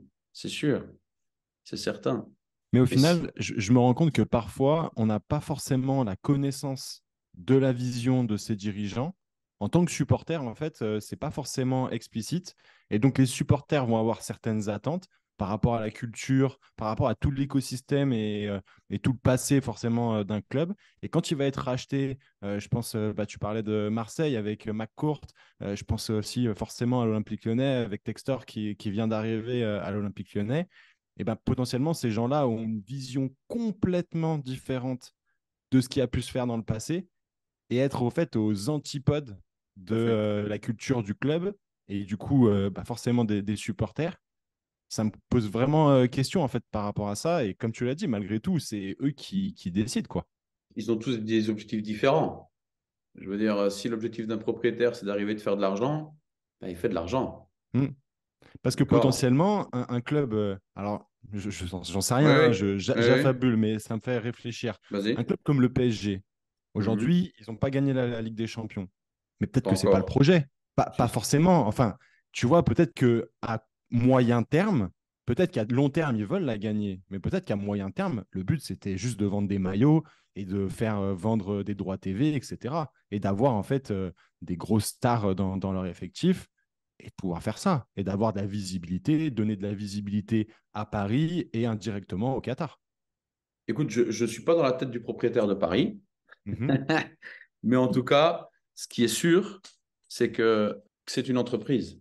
D'accord? Exactement, ouais, non, mais c'est Donc, sûr. à partir du moment où c'est une entreprise, tu vas rechercher tous les axes de développement pour faire de l'argent. Maintenant, selon moi, ce qui perdure dans le temps, au-delà de l'argent, c'est l'histoire. Et quand on a tout ce qu'on veut, j'ose imaginer qu'écrire l'histoire est quelque chose qui compte beaucoup.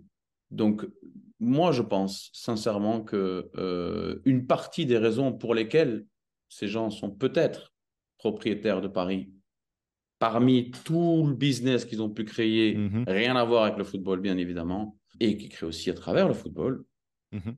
ce serait de gagner la Champions League avec Paris. Parce qu'en fait, si tu veux, le plus difficile, c'est de faire quelque chose que personne n'a fait. Mbappé, il peut aller, c'est quelqu'un d'ailleurs de très attachant, tu vois, mais il peut aller à Madrid. Ils en ont gagné combien déjà? Il peut aller au Porto, Ouais. combien? Bayern, combien? S'il le fait à Paris dans cette vie, dans 40 ans, dans 50 ans, c'est quel club déjà qui a déjà gagné la Champions League en France? Olympique de Marseille. Tout le monde le sait, même ceux qui ne l'ont pas connu et qui n'étaient même pas nés. Exactement. Exactement. Mais tu as raison, hein. Donc si, Bon, je parce dis qu'après, bien, les Marseillais savent bien aussi le rappeler. ouais, ça c'est vrai aussi, mais si jamais les Parisiens arrivent à le faire, bien, ils auront écrit cette ligne Exactement. indélébile dans Dans l'histoire du l'histoire. football. Et ça, je pense que ça doit être, j'imagine, j'espère, une partie de la raison pour laquelle ils sont là. Et je Ouais. crois que c'est une usine, hein, qui fonctionne vraiment très très bien. Ben, regarde, hein, de toute façon, moi je me souviens à l'époque, j'allais au Pérou, au fin fond, il y avait le maillot du Real de Madrid, Barcelone, etc. Maintenant, il y a Paris, hein. Maintenant, il y a même le club de Ronaldo que je vois partout. Partout. J'étais à Tenerife, là, il n'y a pas longtemps, il y en avait. Il y en a partout, partout, partout, partout. C'est Mais incroyable. justement, en fait, je trouve ça super intéressant qu'on parle de ça parce que déjà, ça me fait réaliser que n'importe quel salarié dans un club de foot devrait se renseigner, parce que pour moi, c'est pas forcément explicite à chaque fois, mais Mhm. sur véritablement la vision du big boss, du président, du propriétaire, parce que parfois, il y a plusieurs propriétaires. Donc ça, c'est aussi, je pense, à prendre en compte. Finalement, que ce soit un joueur, le staff technique, le staff médical, ou même les gens dans la communication, etc., devraient véritablement se renseigner là-dessus. Et je trouve que ça fait la connexion directe avec ce dont on parlait avec Salia, donc qui nous a mis en contact et que vous pourrez retrouver sur l'épisode numéro 22. Et j'ai trouvé ça super parce que elle dit que quand un joueur signe dans un club, il faut véritablement qu'il sache pourquoi en fait il signe dans ce club et s'imprégner de ça. Après, il y a plusieurs choses, hein. Par exemple, il existe plein de montages dans les clubs. Par Ouais. exemple, à la Real Sociedad, il n'y a pas de propriétaire. D'accord. Ok. Tu vois, ça, je ne savais pas. Tu vois, c'est une liste de 13 personnes, c'est un président et 12 conseillers. Il y a des Ok. élections, je crois que c'est tous les 4 ou 5 ans. Il y a, je vais essayer de ne pas te dire de bêtises, mais je crois que c'est 4 millions d'euros d'actions de 50,2 euros l'action. Il y en a 8 000 dans lesquelles une personne physique ne peut qu'être propriétaire d'un seul pourcent. Donc, c'est une communauté de personnes qui sont propriétaires du club. Donc, le club ne peut pas être acheté. Donc, forcément, ça montre une forme de stabilité, mais aussi une probable situation qui peut changer tous les 5 ans. Parce que qui dit nouveau président, nouveau conseil, bah, peut-être que tout peut changer. Il peut virer tout le monde après nous, ce qui arrive à Bilbao, par exemple. Tu vois, D'accord. Bilbao, Ok. c'est le même modèle. Après, tu peux avoir, comme tu disais, un Américain milliardaire, mais ça peut être une holding aussi, qui met un président X, ou ça peut être le modèle Red Bull, où tu fais partie d'une chaîne. tu vois, Eh ou oui, encore, ouais, c'est encore un autre modèle, tu vois, ouais. où tu peux faire partie de l'AS Saint-Étienne, où tu as deux personnalités complètement différentes qui sont ensemble, et Roland Romeyer et Bernard, qui gèrent ce club. Donc ça c'est pas simple. Mais attention à ce que je vais dire. Donc ça, c'est la première partie qu'on pose. La deuxième partie, c'est de connaître le projet qui est déjà mis en place au sein du club, qui existe. Est-ce que c'est un projet déjà, il faut regarder la durée, est-ce que c'est nouveau, est-ce que c'est, par exemple, Toulouse aujourd'hui, c'est un peu plus confirmé que quand ils ont commencé, tu sais. Tu vois? Donc là, maintenant, quand tu vas à Toulouse, tu sais où tu vas. Au début, tu ne savais pas où tu allais aller, vu qu'ils ont tout changé, ils ont dit qu'ils allaient faire un projet, tu n'as pas de visibilité. Tu viens à La Real, c'est clair. Tu vas à Bilbao, c'est clair. Tu vas à Pamplune, c'est clair. Tu comprends ce que je veux dire? Tu vas à Lorient, j'en sais rien. Ils sont très bien cotés, font du super boulot. En tout cas, de ce que j'ai, parce qu'on a des gars qui ont été les visiter, on m'a montré la présentation et ça. Et après, il y a ta réalité. Et moi, je suis un joueur professionnel, Maxence. D'accord? Je signe dans un club. Je signe 1 + 1 an avec une option supplémentaire. La Mhm. condition, c'est qu'on soit maintenu. De toi à moi, est-ce que le projet du président m'intéresse vraiment? Est-ce que ce qui m'intéresse, c'est pas le projet plutôt de directeur sportif ou du coach? Qu'est-ce qu'on fait cette année? Qu'est-ce que tu as prévu, mec? On recrute pas? C'est quoi l'équipe? Tu as prévu quoi pour moi?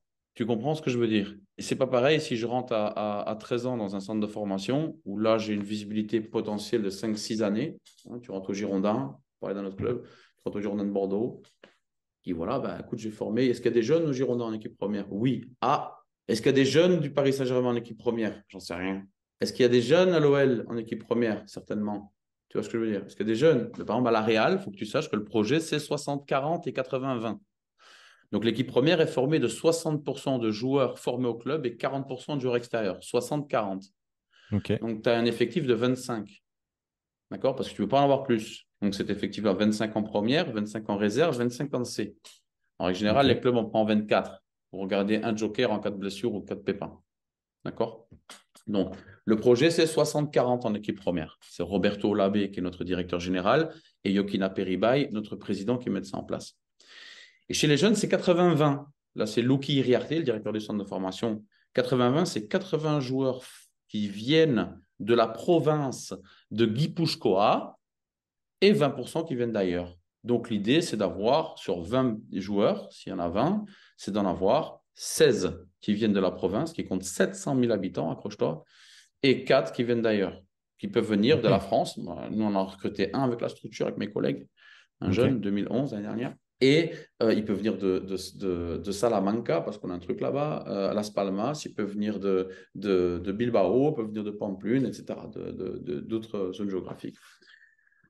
Ça, c'est le projet. Donc, si tu rentres dans un club comme la Real en tant que Français, en théorie, tu te dis, ah bah écoute, la plupart des Français ont fait 5 6 ans. Le projet, c'est de former des jeunes, donner du temps aussi. C'est-à-dire, les jeunes, ils peuvent arriver à 23 ans en équipe première. Hmm. En France, en règle générale, à 18 19 ans, tu n'y es pas, tu es dehors, quoi. Ouais. Je dis en règle générale. Je ne connais pas tout le fonctionnement de tous les clubs. Mais moi, ce qui me questionne beaucoup, parce que, Vas-y. alors, c'est vraiment un point de vue purement personnel et Ouais.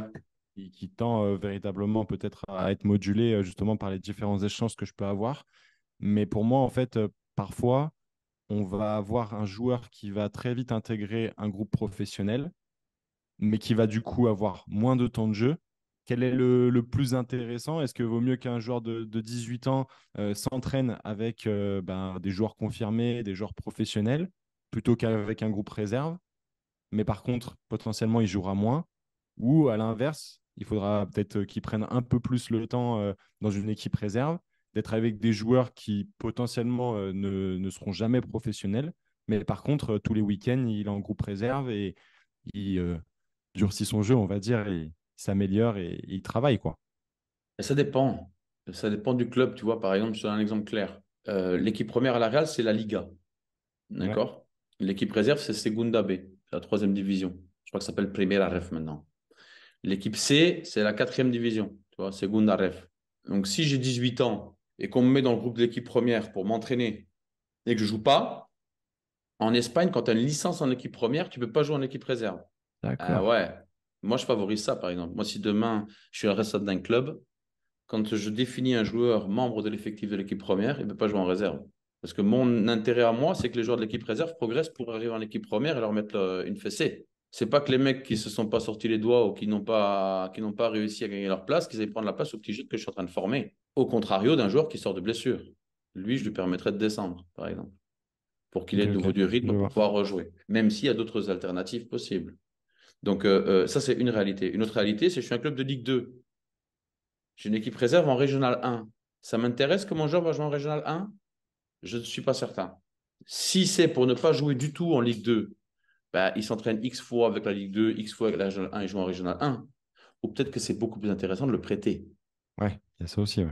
Et puis ça dépend des postes et de la concurrence. Si par exemple c'est un attaquant et que tu as trois mecs devant, qu'il a 18 ans et les trois mecs devant, tu en as deux, c'est des titulaires indiscutables, il faut une hécatombe pour que les sa chance. Donc le fait de s'entraîner va le faire progresser, va le faire goûter au football professionnel parce que tu sais, juste les intégrer en équipe première permet aussi qu'ils connaissent le protocole, qu'ils s'habituent aux caméras, s'habituent au voyage, qu'ils s'habituent au stade, qu'ils s'habituent au vestiaire, qu'ils s'habituent au speech, qu'ils s'habituent à tout, au rythme de vie d'une équipe professionnelle, aux séances Mhm, d'entraînement, aux mhm. soins, au machin, à être avec les mecs un peu plus, voir comment ils sont. Pas forcément jouer, tu sais. Il y a pas que. Donc, ça peut être intéressant qu'ils s'entraînent et qu'ils jouent en réserve, tu vois. Ouais. Ça peut être intéressant dans certains cas si l'équipe réserve joue à un niveau de compétition intéressant. Et s'il n'y a pas trop de joueurs. Parce que tu en as 5 comme lui. En gros, le mec de la réserve, il coach quoi? Il coach les joueurs de la C ou les réservistes ou ceux qui ne jouent pas. C'est une incohérence que je vois dans plein de clubs. Pour moi, je préfère définir un effectif de l'équipe première qui ne peuvent pas descendre en réserve. Et c'est mon opinion, hein. En équipe réserve, s'il y a trois équipes, définir un effectif qui ne peut pas jouer en C. En revanche, un joueur de la B peut jouer en A, un joueur de la C peut jouer en B et en A. Faire monter, ce n'est pas un problème. Et si c'est faire descendre de manière exceptionnelle parce qu'un joueur a besoin de temps de jeu pour des raisons, carton rouge, retour de, Les de blessures. blessure, tu vois ce que je veux dire? Là, oui, là, je suis OK, je suis bon. Parce que la plupart du temps, quel est le challenge pour le coach de l'équipe réserve avec les descentes? C'est de les avoir dans un bon état d'esprit. Combien de clubs professionnels français voient leur équipe réserve qui descendent de niveau? Mhm. Tu sais, ils étaient en N2, ils descendent en N3, mais en général en Ouais. R1. Je dis, qu'est-ce que c'est que ça en R1? On le voit avec Pourquoi? l'Olympique Lyonnais, ouais, qui est descendu en N3 cette année, ouais. Ah, Après, du coup, ils ont aussi un groupe qui est de plus en plus jeune. Maintenant, il y a aussi cette possibilité qui est effectuée chez eux, c'est qu'aujourd'hui, ils vont faire, comme tu disais, avec Paris, etc., des connexions avec des groupes de clubs professionnels, faire un peu des mini-championnats. À titre de ce que j'ai compris un peu informatif, je ne me suis pas forcément penché sur le sujet, Mhm. mais du coup, il y a des alternatives qui vont se créer, quoi. Mais c'est intéressant de faire ça, si tu veux. De toute façon, il y a pas de bonne réponse. Hmm. Ça, c'est le premier statut, selon moi. C'est qu'il n'y a pas de bonne réponse. Chaque réponse qu'on va donner des qualités, des avantages et des inconvénients. C'est-à-dire que pour moi, l'avantage de jouer contre d'autres clubs professionnels, c'est que tu peux jouer contre donc, et que tu voyages, c'est que tu vas créer une espèce de microcosme, d'accord? Ils vont goûter à des compétitions internationales non officielles, hein, en matchs amicaux. Ils vont goûter les meilleurs joueurs des autres clubs. Ok, très bien. Qu'est-ce qui est le mieux dans la formation d'un joueur de football? Qui se confronte aux meilleurs joueurs de son âge pour devenir professionnel ou qui se confronte à des joueurs qui ont 10 ans de plus qu'eux? Parce que quelle est la réalité quand tu joues en professionnel? C'est ça, pour moi, Hmm. l'accompagnement de la performance. Quel va être l'environnement dans lequel il va devoir performer? C'est un environnement avec des joueurs qui ont de la bouteille. Donc, pour moi, oui, c'est une bonne idée. C'est une très bonne idée. Mais l'inconvénient que moi je vois, c'est que ça ne les rapproche pas du football de très haut niveau, football d'adulte. Parce que quand Ouais, tu joues une équipe du 21, le club de Bruges contre le Standard de Liège, c'est un match de jeunes. ouais.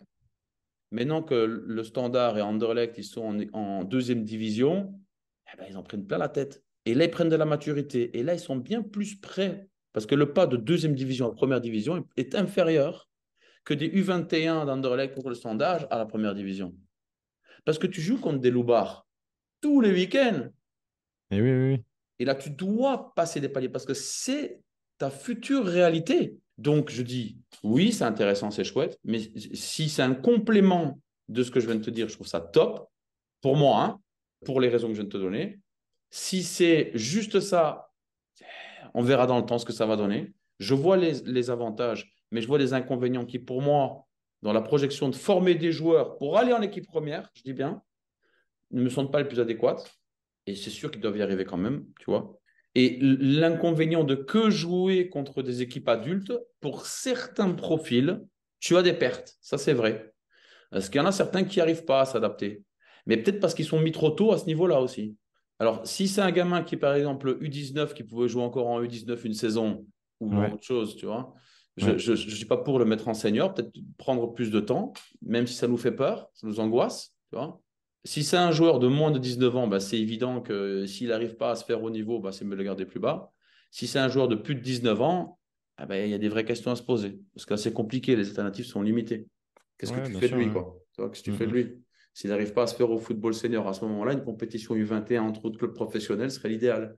Tu vois, parce que du coup, il va garder confiance, il va rester en zone de confiance, et plus de temps pour grandir. Mais à un moment donné, notre rôle, c'est de stimuler l'athlète, de le stimuler à tous les niveaux pour pouvoir lui permettre d'atteindre le très haut niveau. Parfait. Et il n'y a Merci pas deux pour, chemins identiques. Voilà. ouais, bah merci beaucoup en tout cas pour cette réflexion que je trouve super intéressante. J'aimerais qu'on finisse par Ouais. le rituel de compétition. En l'occurrence, voilà, j'ai été footballeur, puis kiné à l'Olympique Lyonnais, et j'ai pu voir différents styles de coach, différents styles de speech d'avant-match. Et j'aimerais ton point de vue, déjà ton style personnel, quel est-il, et quels sont les ingrédients selon toi pour un speech réussi avant un match? Bon, bah déjà, il n'y a pas deux speeches identiques. Intéressant déjà, tu vois. Ouais, ça, Il y a, parce qu'on va, encore une fois, c'est une connexion avec son groupe et avec le moment. C'est-à-dire que la richesse, la beauté du football, c'est que c'est pas une histoire écrite. C'est on l'écrit tout le temps. Donc, si ce week-end, c'est mon premier match de championnat et que je dois faire un speech à mes joueurs, il va être différent que si on est en plein milieu de championnat et qu'on joue, nous, on est troisième au classement, on joue contre les quatorzièmes et on sort de trois victoires. Ou qu'on est second, dernier match de l'année contre les premiers, et que si on gagne, on est champion. Donc déjà, je pense que ce qui est important, c'est un, d'être soi-même, de ne pas rechercher à refaire le monde. Je vois plein de coachs, quand ils font des speeches, ils refont tout leur plan de jeu, et ils remontrent le classement à tout le monde. Bon, le mec qui va au match, qui ne sait pas qu'il joue contre le quatrième, qui rentre chez lui, oh. Football professionnel ou football d'adulte. Si adulte, hein, je ne te parle pas chez les petits. Mais chez les petits, je ne leur parle pas du classement, je ne parle pas de ça. ouais, ce qui est intéressant. Pour, Ouais. pour moi, il y a plusieurs speeches. Donc, tu as le speech vraiment. Après, ça dépend les protocoles. Si tu es chez les jeunes, par exemple, en foot à 8, tu ne fais pas un rendez-vous 2h30 avant le match, si tu veux. Si tu joues en U17 nationaux, tu dois voyager la veille. Ben, le matin, peut-être que tu vas faire un speech d'une petite demi-heure, histoire de leur expliquer deux, trois bricoles parce que tu as le temps. Ils ont le temps de prendre la sieste, de jouer le match après, etc. Tu vois, donc, il y a plein de protocoles différents qu'il faut adapter à la catégorie, le moment de la compétition, l'importance de l'opposition, le moment aussi, l'état de forme mentale du groupe, parce que si tu as, un groupe, par exemple, qui est en pleine bourre, ben, on va pouvoir dire des choses différemment que si tu si t'es dans le dur. Bref, court, on y va, positif et feu, quoi. Tu vois. Donc, quel est mon style? Ben, mon style est adaptatif. Moi, ce que j'aime, c'est rappeler ce qu'on a travaillé la semaine, donner un, deux, trois points clés, tu vois. Et straight to the point, c'est-à-dire individuel. Pam, pam, pam, pam, pam. Donc, dans les vestiaires, j'aime bien parler individuellement de mes joueurs comme ça, je les prends quand ils se préparent. D'accord? Et je lui dis, n'oublie pas, bam, ça et ça et ça, tac. Tu vois, tranquille, j'échange avec eux. T'oublies pas, tu as vu sur la vidéo, il y avait ça. Ok, très bien, bam. Comment tu te sens, tu vois, des petits trucs comme ça. Au niveau collectif, ce que moi j'aime faire, c'est tout simplement montrer des choses qu'on a travaillées à remettre en place, juste pour que ça rafraîchisse, bam, qu'en fait on crée dans le conscient collectif une vision commune, fraîche, avant le match. Et je préfère travailler sur nos forces que sur les faiblesses de l'adversaire.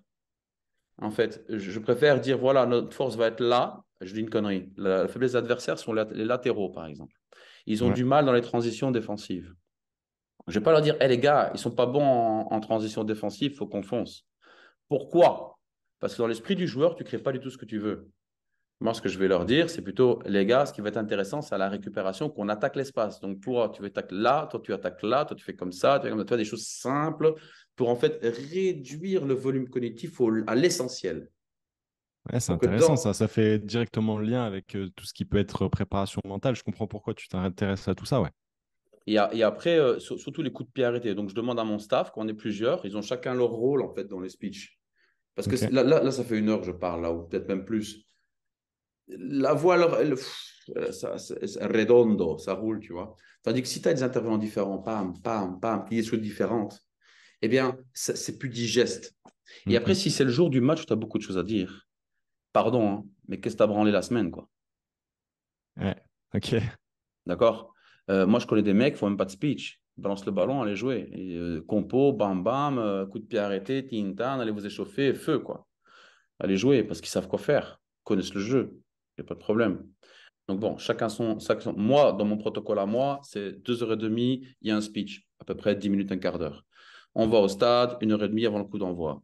Bam, on investit les vestiaires préparés, pam, pam, pam. Les joueurs, 1h moins le quart avant le coup d'envoi, ils posent leur sac, ils vont visiter les infrastructures, ils rentrent dans les vestiaires, ils se changent. Bam, après, moi, j'interviens. 1 heure avant le match, je fais un petit speech, mini speech, pim, pam, poum, 3 points clés. Bam, ils sont prêts. 45 minutes avant le coup d'envoi, ils vont s'échauffer. 15 minutes Mhm. avant le coup d'envoi, ils rentrent intérieur. Dernier speech de motivation, pam, pam, pam. Et puis là, c'est les vestiaires aux joueurs et c'est eux qui prennent en place. C'est eux qui prennent en main le speech motivationnel de dernière minute. Et les gars, les coups de pied arrêtés, et les gars, le premier duel, et les gars, vigilance là-dessus, et les gars, machin. Et tu vois ce que je veux dire ou pas? Parce que n'oublie pas qu'on est des accompagnateurs. Tu vois, c'est le délire. C'est qu'il faut réussir à. Toi, et puis, il faut se respecter. Tu as des coachs, ils disent rien et ça fonctionne très bien. Moi, je suis un fou furieux dans une cage sur le bord de touche et je cours dans tous les sens et je parle et je fais des gestes. Je parle jamais au mec qui a le ballon, mais je drive mon équipe, tu vois. En tout cas, jusqu'à aujourd'hui, je suis comme ça. Peut-être que demain, je serai différemment, j'en sais rien. Jusqu'à aujourd'hui, je suis comme ça. Mhm. Euh, mais j'ai des collègues, ils bougent pas, tu vois. Ils sont assis, ils disent rien. C'est pas un problème. Si tu es comme ça, c'est bien.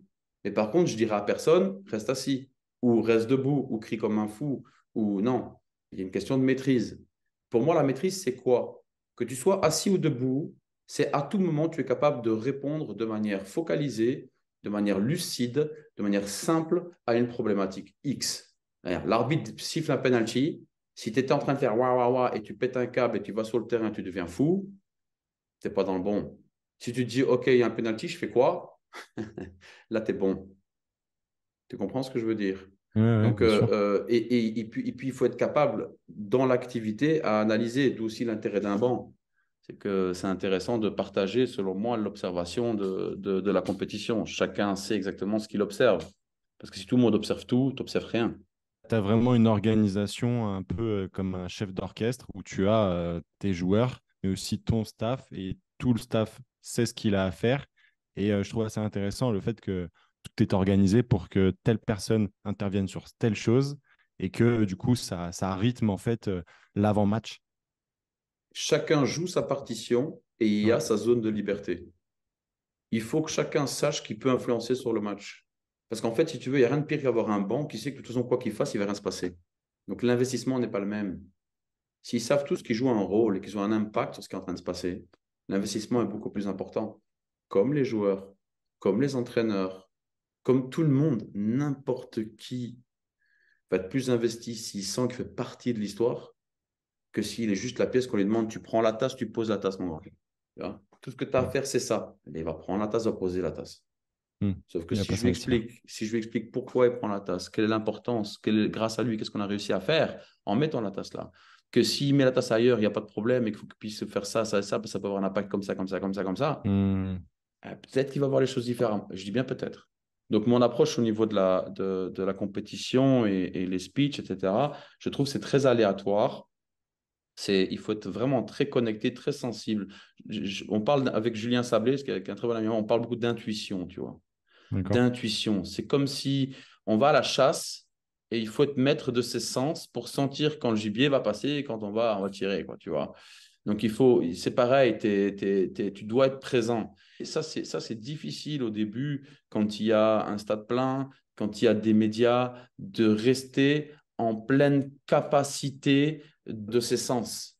Peu importe qu'on ait tapé 3 fois contre le poteau, qu'on mène 3-0 ou qu'on est mené 2-0 ou qu'on prend un rouge à la 5e minute de jeu pour une erreur stupide d'un joueur. Ça arrive.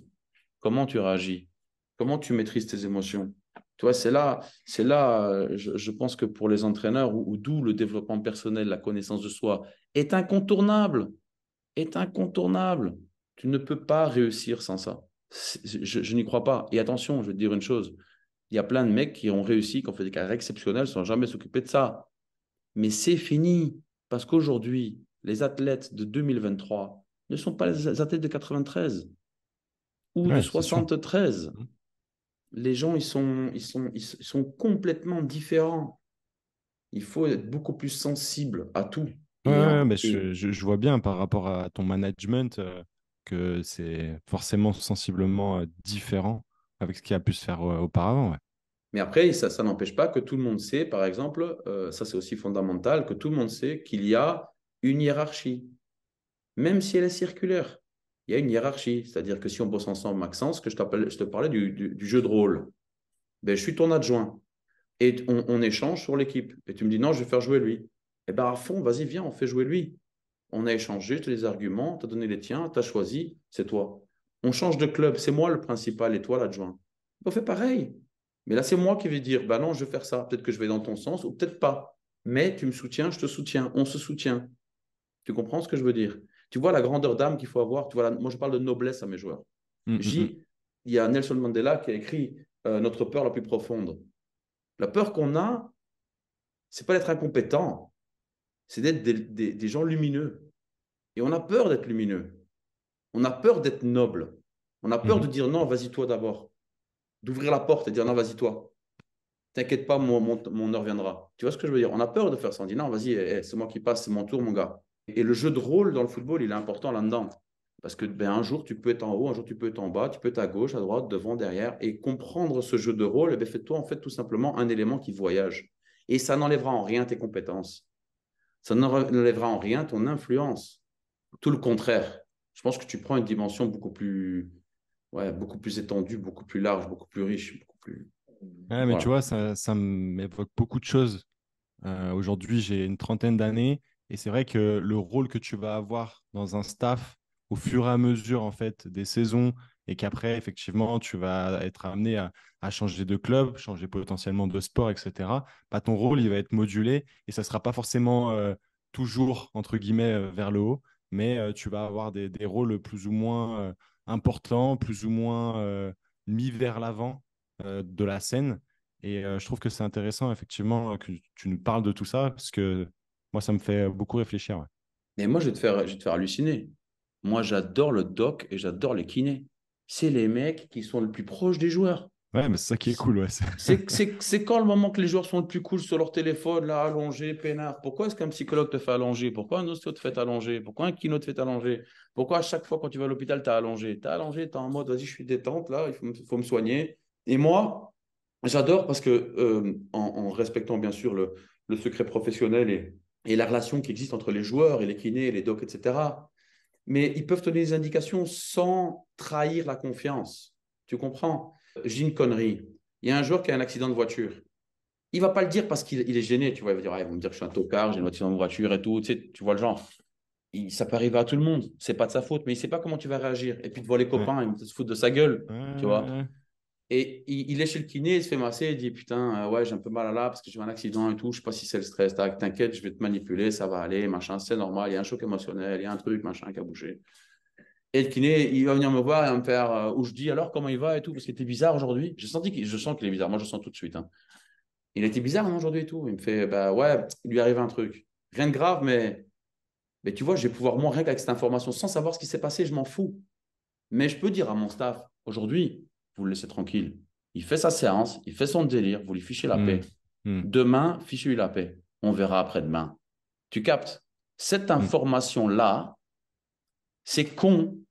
Mais si ce jour-là, tu as le malheur de lui tomber dessus à l'entraînement, ben c'est là il peut péter un câble et tu le perds pendant 15 jours. Hmm. Tout dépend du profil de personne que tu as en face. Hein. Il y a des gens qui ça leur Ouais. fait rien, etc. C'est Hmm. pas. Non, mais j'adore ce que tu dis parce que j'en parlais avec un directeur de pôle pas plus tard que ce matin qui me disait exactement la même chose que toi au sujet de la relation qu'on pouvait avoir en tant que kiné, parfois même en tant que doc, et qui pouvaient être informations vraiment cruciales et importantes en fait dans le management que tu pouvais avoir avec un joueur et plus globalement un groupe. Parce que le joueur, il va cacher des choses au doc qu'il ne cachera pas au kiné. Ouais, Parce que le exactement. doc, Mm, en théorie, dans la hiérarchie, il est au-delà du coach numéro un. mm, S'il dit inapte, normalement, il ne joue pas. mm, mm. J'ai bien dit normalement. C'est là où il y a le combat. Mais j'en ai besoin. Est-ce que tu peux pas faire en sorte qu'il puisse jouer 20 minutes ou... Tu comprends ce que je veux dire ou pas? Évidemment. Mais tout ça, c'est une belle métaphore. C'est un chef d'orchestre. C'est chacun a sa partition. Mais dans un orchestre, moi, j'ai beaucoup travaillé sur l'art et la musique dans ma méthodologie. D'accord. Je suis Ouais. intéressé par la culture, l'art, la méthodologie. Bon. Et le métronome, les échecs, enfin plein de choses comme ça, un peu rien à voir avec le sport. Chaque membre de l'orchestre joue, sont des experts de l'instrument avec lequel ils jouent. Si je les prends tout seul, ils peuvent faire un concert tout seul et la salle sera pleine. Mais tous ensemble, il faut quelque chose encore de beaucoup plus grand, tu vois. Le cercle, le fameux cercle dont je te parle, tu vois. Et moi, ce que je dis à mes joueurs, je dis, hey, si vous voulez faire un sport, vous voulez briller tout seul, si pour vous c'est le football, faites-le. Mais moi, je ne partage pas cette vision. Pour moi, si j'aime le foot, c'est parce que ce sont des hommes qui s'aiment et qui croient dans la même chose, qui se battent pour le même objectif, atteignent des objectifs bien plus grands que ce qu'ils auraient pu espérer. D'ailleurs, on est un des rares sports où n'importe qui peut battre n'importe qui. Mm, Et c'est où vrai. n'importe où dans le monde, on pose une question sur le football, quelqu'un a une opinion. Si je te dis qu'est-ce que tu penses du cricket, tu Et comprends pourtant, c'est un sport qui va être assez connu dans certaines régions du monde, ouais. En Inde, c'est sûr que tout le monde connaît le cricket. Et ouais, c'est ça. Ouais, c'est rigolo que tu me parles de ça. Je suis tombé sur un reel sur Instagram d'un mec qui faisait de la préparation physique en salle. Puis bon, ça m'interloque, je regarde tout ça. Puis je vois qu'il est quand même pas mal suivi, tout ça. Et en fait, c'est un mec qui fait du cricket en Inde. Et c'est une star. Ah bah ouais. Ah non, non, non. Mais j'ai Et moi, avec mes yeux d'Européen, non. si tu veux, j'ai trouvé ça très intéressant C'est clair. d'être en confrontation par rapport à ça. Non, mais on s'imagine pas. C'est vrai, quand j'étais à Tubize, j'avais un joueur, un Indonésien. Ils avaient fait venir. Firza, il s'appelle. Et Ouais, tu le vois, c'est un gamin, tu vois. Tu te dis, tac, et à 520 000 followers sur Insta. Tu te dis, mais mec, mais d'où tu sors, toi? C'est pas possible, parce qu'il est c'est international ouf. indonésien, en fait. Mais Ouais, personne ne le connaît, tu vois. ouais, ouais, Enfin, ouais. je veux dire, personne ne le connaît. 520 000 personnes suivent sur Insta. Mais bon, c'est ce que je veux dire. Et c'est exceptionnel. Non, non, tu plaisantes, tu plaisantes. Non, non, c'est intéressant. Je te dis tout ça, c'est quelque chose qui ne s'arrête jamais. C'est la richesse. Et ce qui est beau aussi, c'est justement le côté éphémère des réponses. C'est-à-dire que tu peux trouver une réponse à un moment donné et Mm. dire, voilà, j'ai trouvé. Mais cette réponse ne vaut et ne vaudra qu'uniquement dans cet instant, dans cette réalité, dans cet environnement-là. Dans la demi-seconde qui suit, elle n'existera pas. C'est ce que explique François Bigrel dans chaque moment est original. La performance humaine est originale. C'est-à-dire qu'elle est unique. Mm. Il n'y en a pas deux. Il ne fera jamais deux fois la même retourne acrobatique à la Coupe du Monde ou reprise de volée à la Champions League. Tu comprends? Mm. Donc, c'est intéressant quand il dit, ouais, alors tu entraînes des gens à faire quelque chose qu'ils ne vont jamais faire. Là, tu commences à réfléchir, je dis, ouais, qu'est-ce que je fais en fait? Tu dis, tu fais des contrôles passes d'une certaine manière, mais quand il est en match, il ne les fait jamais comme ça. Ouais. Tu vois? C'est intéressant. Et pour, tu sais, notre échange sur les gestions de staff et le médical, etc. Mais moi, je pense que le médical aujourd'hui va de plus en plus s'ouvrir vers des méthodes parallèles, tu vois, de plus en plus. Parce que moi, je ressens que chez les jeunes, ils ont de plus en plus besoin d'un accompagnement plus spécifique que le classique. Tu vois ce que je veux dire? Avant, un ostéopathe, si tu veux, je vais te donner l'exemple de l'ostéopathe. Il y a 20 ans, l'ostéopathie, on disait, pouf, ça c'est des rebouteux, des machins bizarres. Tu comprends? Aujourd'hui, un ostéopathe, personne ne sait vraiment ce qu'il fait, parce qu'il y en a plein, des ostéopathes. Des, Mhm. des- des méthodes différentes. Moi, j'ai plein de copains ostéopathes, hein, donc c'est pour ça que je t'en parle. Et, Ouais, mais moi aussi. aujourd'hui, moi, je ne peux plus m'en passer. Ouais, Tu vois, ouais. moi, je ne peux pas m'en passer. Et alors, j'en ai qui sont spéciales, parce que dans le crânien, ils font que le poser. D'autres, c'est plutôt Mm. structurel. D'autres, c'est les deux. D'autres ont des méthodes un peu, tu vois. Mais moi, je pense qu'on va plus vers cada vez, chaque fois, plus vers un accompagnement plus individualisé de l'athlète au niveau médical aussi. Parce Mm. qu'il y en a certains, je te dis, ils ont besoin de rien. Rien. C'est des bourrins, ils seront des bourrins toute leur vie. Et c'est très bien. Et c'est phénoménal. C'est qu'ils ont de la chance.